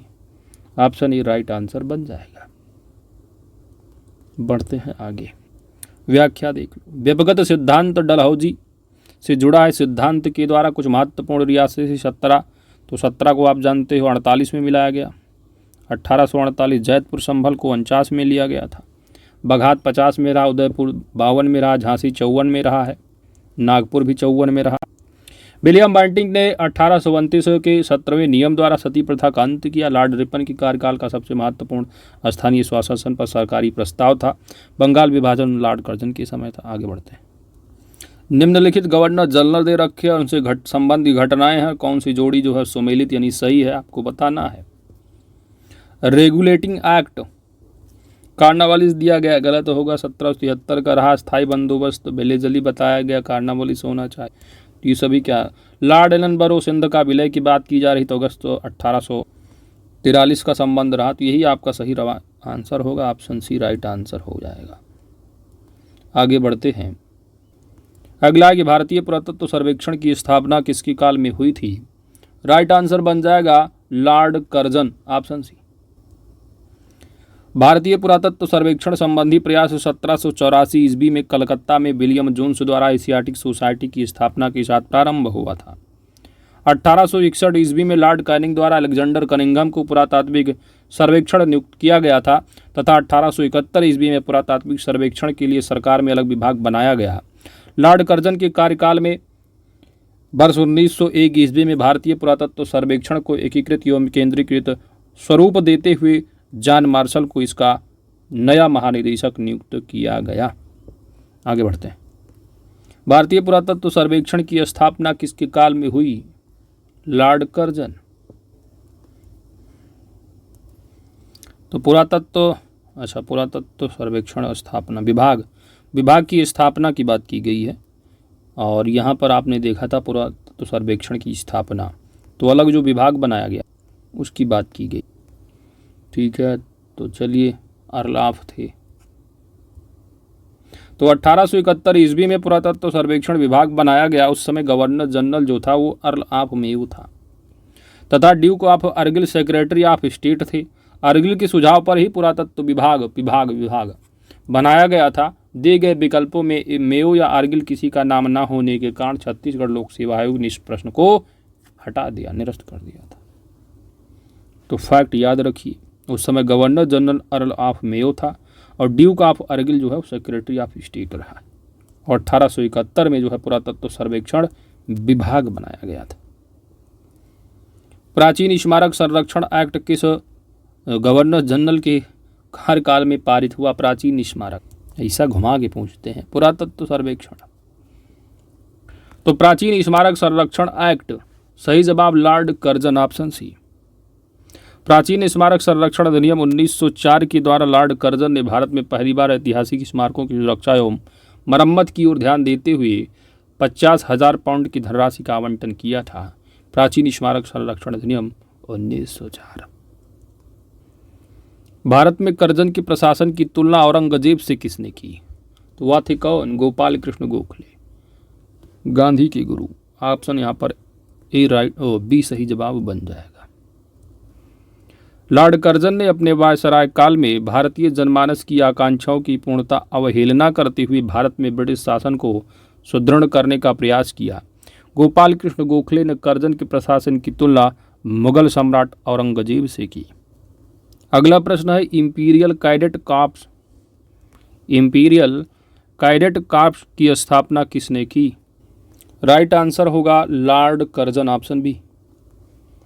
लॉर्ड कर्जन ने वर्ष 1901 ईस्वी में इंपीरियल कैडेट कॉर्प्स की स्थापना की। इसका उद्देश्य देशीय नरेशों के राजकुमारों एवं सामंतों के पुत्रों को सैनिक शिक्षा का प्रबंध करना। अगला प्रश्न है भारत में ब्रिटिश साम्राज्य के दौरान निम्नलिखित वायसरायों पर विचार कीजिए। लॉर्ड कर्जन की अगर बात करोगे तो 1899 से 1905। जेम्स फोर्ड की बात करोगे 1916 से 21। हार्डिंग 1910 से 16, इरविन समझौता 1931 यानी 1926 से 31, मिलान कर लो। सबसे पहले इसमें क्या आएगा? 1899 1905 यानी कर्जन आ जाएंगे, नंबर 1 हो जाएगा। फिर दूसरा जो होगा 1905 10 है, 16 है, 26 तो 10 आएगा यानी हार्डिंग की बात होगी, तो 2 हो जाएगा। फिर 1916 से 21 26 यानी 3, 1 2 3 4 आंसर हो जाएगा। 1 2 3 4 ऑप्शन यहाँ पर ही सही जवाब है। बढ़ते हैं आगे। असैनिक प्रशासन 1905 के संदर्भ में कौन सा कथन सही है? पहला कथन है कि लॉर्ड कर्जन ने प्रांतीय सीमाओं को पुनर्गठित करने का निर्णय लिया, बिल्कुल सही है। पूर्वी बंगाल और आसाम नामक एक नया प्रांत भी बनाया, बिल्कुल सही। दोनों बातें बिल्कुल हजम, बिल्कुल सही। ऑप्शन यहाँ बी राइट आंसर है। वर्ष 1905 में गवर्नर जनरल लॉर्ड कर्जन ने प्रांतीय सीमाओं को पुनर्गठित करने का निर्णय लिया। इसने बंगाल को 2 भागों में बांटकर पूर्वी बंगाल और आसाम बनाकर एक नया प्रांत बनाया तथा बंगाल के पश्चिमी भाग में बंगाल, बिहार, उड़ीसा, छोटा नागपुर को शामिल किया। इसके अतिरिक्त उसने मद्रास और मध्य प्रांत की सीमाओं में भी बदलाव किया था। अगला प्रश्न है कि फूट डालो और राज्य करो की रणनीति जो अपनाई गई थी किसके द्वारा? UP PCS RO ARO prelims 2014 का प्रश्न है। रणनीति जो अपनाई फूट डालो और राज्य करो वह Lord Curzon plus Lord Minto. Option यहाँ पर आपका ए और बी दोनों सही होगा। फूट डालो और राज्य करो की रणनीति लॉर्ड कर्जन एवं लॉर्ड मिंटो दोनों के द्वारा अपनाई गई थी। इस नीति के तहत मिंटो ने पृथक निर्वाचन प्रणाली को प्रोत्साहित किया था। लॉर्ड कर्जन की शासनकाल में ब्रिटिश सरकार ने स्पष्ट रूप से मुस्लिम समर्थक और हिंदू विरोधी नीति अपनाई। इस नीति के ही प्रतीक के रूप में वर्ष 1905 में बंगाल विभाजन किया गया। बंग भंग का उद्देश्य प्रशासन की सुविधा उत्पन्न करना नहीं था जैसा दावा किया गया था, बल्कि इसके 2 स्पष्ट उद्देश्य थे। पहला कि एक हिंदू मुस्लिम को लड़ाना और दूसरा था नवजागृत बंगाल को चोट पहुंचाना। बढ़ते हैं आगे। बीपीएससी 2016 का प्रश्न कि मुझे विश्वास है कि कांग्रेस अपने विनाश की तरफ जा रही है और मेरी यह बड़ी इच्छा भारत में रहते ही होगी कि इसके शांतिप्रिय निधन के लिए इसका सहायक बनूं। यह किसने कहा था? यह लिखा किसने? Lord Curzon. Option C. अंग्रेज शासक समझते थे कि नरमपंथियों के नेतृत्व में कांग्रेस काफ़ी कमज़ोर है, जनता में इसकी पैठ नहीं है, अतः इसे खत्म किया जा सकता है। इस नीति के सबसे बड़े प्रवक्ता थे लॉर्ड कर्जन। वर्ष 1900 में कर्जन ने ब्रिटिश सेक्रेटरी ऑफ स्टेट को लिखा, मुझे विश्वास है कि कांग्रेस अपने विनाश की तरफ जा रही है और मेरी यह बड़ी इच्छा भारत में रहते होगी कि इसके शांतिप्रिय निधन के लिए इसका सहायक बनूं। वर्ष 1903 ईस्वी में उन्होंने मद्रास गवर्नर को लिखा, जब से मैं भारत आया हूँ मेरी नीति यही रही कि किसी भी तरह कांग्रेस को नपुंसक बना दूं। कर्जन ने कांग्रेस अध्यक्ष के नेतृत्व में प्रतिनिधिमंडल से मिलने से इनकार कर दिया था। अगला प्रश्न है कि इनमें से किस गवर्नर जनरल ने सबसे पहले पृथक निर्वाचन मंडल की व्यवस्था मुसलमानों को जीतने व उन्हें कांग्रेस के विरुद्ध करने के लिए इस्तेमाल की? यहां पर आपका राइट आंसर बन जाएगा लॉर्ड मिंटो। मार्ले मिंटो आया ना 1905, लॉर्ड मिंटो। Option D. नवंबर 1905 में लॉर्ड कर्जन के स्थान पर लॉर्ड मिंटो को भारत का वायसराय नियुक्त किया गया। जॉन मार्ले को भारत का सचिव नियुक्त किया गया। इनके ही द्वारा जो है किए गए सुधारों को मार्ले मिंटो सुधार 1909 के नाम से जाना जाता है। इस अधिनियम के द्वारा मुसलमानों के लिए पहली बार पृथक मताधिकार तथा पृथक निर्वाचन क्षेत्रों की स्थापना की गई। इसका उद्देश्य मुसलमानों को कांग्रेस के विरुद्ध करना था। अगला है कि निम्नलिखित में से कौन भारत का एकमात्र यहूदी वायसराय था? एकमात्र यहूदी वायसराय भारत का राइट आंसर होगा reading, Lord reading. Option D. Bharat का एकमात्र यहूदी वायसराय लॉर्ड रीडिंग 1921 से 26 तक रहा। इसके समय चौरी चौरा कांड, स्वराज पार्टी का गठन तथा रॉलेट एक्ट का निरसन हुआ। अगला प्रश्न सुमेलन का है कि कौन सा एक सही सुमेलित नहीं है अर्थात गलत है। पिट्स इंडिया एक्ट वारन हेस्टिंग से संबंधित, दैट टाइम, बिल्कुल सही है। डॉक्ट्रिन ऑफ लैप्स, व्यपगत सिद्धांत, डलहौजी, बिल्कुल सही है। वर्नाकुलर प्रेस एक्ट, तो ये थे कौन, लिट्टी चोखा, लॉर्ड लिटन, ठीक है, तो ये लॉर्ड लिटन होना चाहिए। यहाँ पर कर्जन दिया, तो यह जो है क्या है, गलत है, सही सुमेलित नहीं, ऑप्शन सी सही जवाब बन जाएगा। एल्बर्ट बीच 1883 का है, तो रिपन रहे हैं दैट टाइम, बिल्कुल सही। वर्नाकुलर प्रेस एक्ट या भारतीय भाषा समाचार पत्र अधिनियम 1878 में लॉर्ड लिटन की कालशिप में पारित किया गया। इस अधिनियम को मुबंद करने वाला अधिनियम भी कहा गया। सरकार अवांछनीय विषय को प्रकाशित करने के अपराध में संबद्ध पत्र को चेतावनी दे सकती थी अथवा उससे जमानत ले सकती थी, जमानत को जब्त कर सकती थी, और यदि यह अपराध पुनः किया जाता था तो सरकार छापा खाने को भी जब्त कर सकती थी। अर्स्किन पेरी ने इस अधिनियम को विपरीतगामी और असंगत तथा भारत की भावी प्रगति के लिए घातक पग बताया था। अर्स्किन पेरी ने। यशन बनर्जी ने भी इसे आकाश से वज्रपात कहा।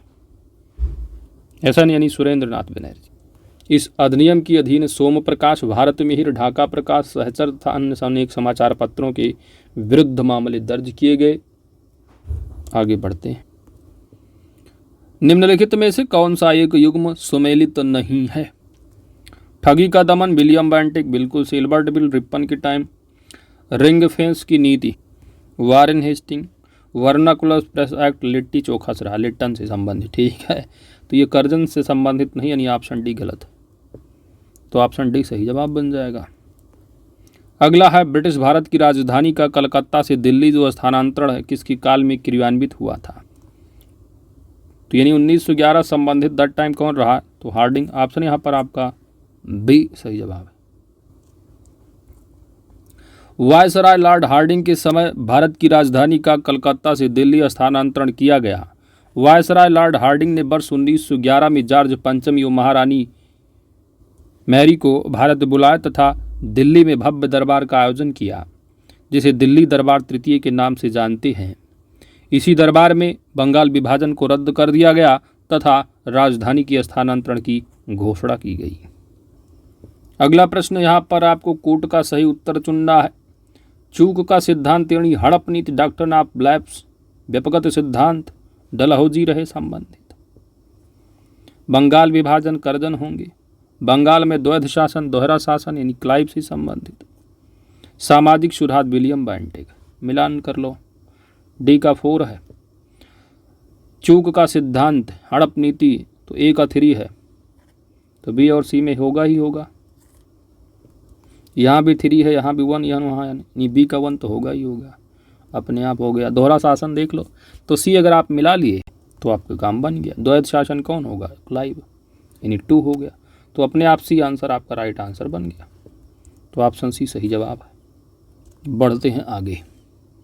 प्रश्न संख्या 123 थोड़ा बड़ा है। सूची 1 और सूची 2 को मिलान करना है। सूची 1 दिया है और सूची 2 दिया है। बंगाल में फोर्ट विलियम प्रेसिडेंसी का गवर्नर जनरल यानी रेगुलेटिंग एक्ट 1773 के अधीन, तो यहाँ पर आपका जो है ये बात की जा रही है चार्ल्स कार्नवालिस का दूसरा एल और पहला मार्किस, ठीक है, तो एक यहाँ पर क्या है आपका 3 है। भारत का गवर्नर जनरल यानी चार्टर एक्ट 1833 के अधीन की बात की जा रही, तो इसकी अगर बात करोगे तो James Andrews, Brown, Ramsay, Dalhousie, Carl और मार्कस, बी का 2। भारत का गवर्नर जनरल और वायसराय इंडियन काउंसिल एक्ट 1858 के अधीन हुआ, तो यानी लुई माउंटबेटन होंगे और बर्मा कार्ल माउंटबेटन हो जाएगा। और इसके बाद डी है, तो डी का 1 बच रहा 1, आर्किबाल्ड, पर्सिबल वेबल, बाइकाउंट और अर्ल वेबल, तो मिलान ऑप्शन ये राइट आंसर बन जाएगा। बढ़ते हैं आगे। व्याख्या देख लो। अंग्रेजों द्वारा बंगाल के अधिग्रहण के उपरांत कंपनी के कार्यों को नियंत्रित करने के लिए रेगुलेटिंग एक्ट 1773 ब्रिटिश संसद द्वारा पारित किया गया। इसी एक्ट के तहत कंपनी के गवर्नर को बंगाल का गवर्नर जनरल बना दिया गया। बंगाल के प्रथम गवर्नर जनरल के रूप में वारन हेस्टिंग की नियुक्ति की गई थी। यद्यप विकल्प में वारेन हेस्टिंग नहीं है तो उसका उत्तरवर्ती कालावली कालानुक्रम हो जाएगा। 33 का डलहौजी की नियुक्ति हुई 1800 एक्ट के मिंटो की नियुक्ति, 1935 का एक्ट बेबल की नियुक्ति। आगे बढ़ते हैं। पीसीएस में 2017 दैट टाइम ऑब्जेक्टिव होता था। चलिए सूची 1 सूची 2 को मिलान करना है ना। तो यह जो डलहौजी की व्यवगत नीति रही उसी के साथ बात की गई। तो सबसे पहले जो मिलाया गया सतारा को 1848 में ले लोगे। संभलपुर और जैतपुर को मिलाया गया था 49 में, तो संभलपुर दिया है 49 ले लो। अवध को जो है 13 फरवरी 1856 की बात कही गई, यहाँ पर जो है कुशासन का आरोप लगाकर मिला लिया। तो 1856। झांसी चले जाओ 54, मिलान कर लो भाई। 1 और 2 होगा, जब 1 और 2 हुआ तो सी डी गया, बी का 1 1 है तो सी और डी में मिला लो। सी का जो है 4 है तो यानी ऑप्शन आपका बी राइट आंसर बन जाएगा। इस तरह भी एलिमिनेट कर सकते हो। ऑप्शन बी सही जवाब है। बढ़ते हैं आगे। अगला प्रश्न संख्या है 125। ये भी क्रोनोलॉजी का ही है।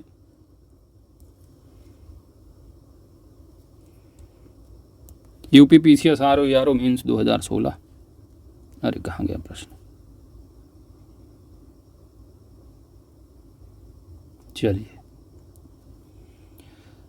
सिक्किम का विलय है, पंजाब का विलय है, झांसी का विलय, बर्मा का विलय। तो झांसी आप जानते हो, व्यवगत सिद्धांति 1854। पंजाब यानी सिंध की बात की एलन बरो के टाइम पे, तो अगस्त 1843। और पूर्ण रूप से तो विलय 1875 में रहा है, 1875 का 1975 है सिक्किम का, लेकिन आंशिक जो विलय किया गया था पहले ही 1850 में किया जा चुका था। बर्मा की बात करोगे 1853। तो कालानुक्रम आप मिला लो भाई। सबसे पहले 1843 आ रहा है। अच्छा, यहाँ पंजाब दिया है तो पंजाब का होगा 1849 में सिंध आ रहा है। चलिए 1849। अब मिलान करो भाई। सबसे पहले आपको क्या दिख रहा है 1849, यानी 3 पहले आएगा। 3 आपका सबसे पहले आपको बी में ही दिख रहा है। जब एक से ही काम आपका बन गया 100% है तो बाकी को आप गोली मार दो। तो ऑप्शन बी यहाँ पर आपका राइट आंसर बन जाएगा। बाकी आप यहाँ पर देख लो।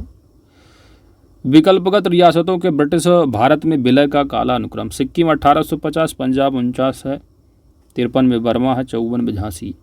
1850 में सिक्किम का आंशिक क्षेत्र यानी दार्जिलिंग और तराई का कुछ भाग जो है ब्रिटिश भारत में विलय हुआ था। उसी तरह प्रथम आंग्लो बर्मा युद्ध द्वारा 1826 में आसाम, मणिपुर, कछार, अरांकन प्रांत आदि क्षेत्रों का ब्रिटिश भारत में विलय हुआ। द्वितीय आंग्ल बर्मा युद्ध होता है 1853 में और पेगू का विलय कर लिया गया। तृतीय आंग्ल बर्मा युद्ध द्वारा संपूर्ण बर्मा का विलय किया गया। उपयुक्त प्रश्न में दिए गए विकल्प को कालानुक्रम व्यवस्थित करने पर सिक्किम का आंशिक विलय 1850 लोगी, बर्मा का पेगू विलय मानने पर जो है सटीक आंसर ऑप्शन बी बनेगा। आगे बढ़ते हैं। निम्न में से किस वायसराय के कार्यकाल में भारतीयों को राय बहादुर और खान बहादुर उपाधियां प्रदान करना प्रारंभ हुआ? और यहाँ पर आपका राइट आंसर बन जाएगा। तो 1857 के बाद की बात की जाती है। तो हिंदुओं को दी जाने वाली राय थे और मुस्लिमों को खान। तो उपयुक्त में से कोई नहीं ऑप्शन यहाँ पर आपका ई आंसर हो सकता। बीपीएससी 2016 का प्रश्न है। 1857 के विद्रोह के समय अंग्रेज की सहायता करने वाले देसी शासकों, जमींदारों आदि को अपना विश्वास पात्र बनाने के लिए उन्हें उपाधियां, खिलअत, भूमि अनुदान, ऋण माफी आदि सुविधाएं प्रदान की जाने लगी। इनमें जो हिंदुओं को दी जाने वाली प्रमुख उपाधि थी वो राय बहादुर की, मुस्लिमों एवं पारसियों को दी जाने वाली उपाधि उसी के समकक्ष जो है खान बहादुर की थी। तो 1859 एवं 60 ईस्वी से इन उपाधियों को दिए जाने के साथ जो है मिलते हैं। आगे बढ़ते हैं। तो इन्हीं 126 प्रश्नों के साथ चैप्टर नंबर आपका 4 काफ़ी लंबा था, वो कंप्लीट हो जाता है।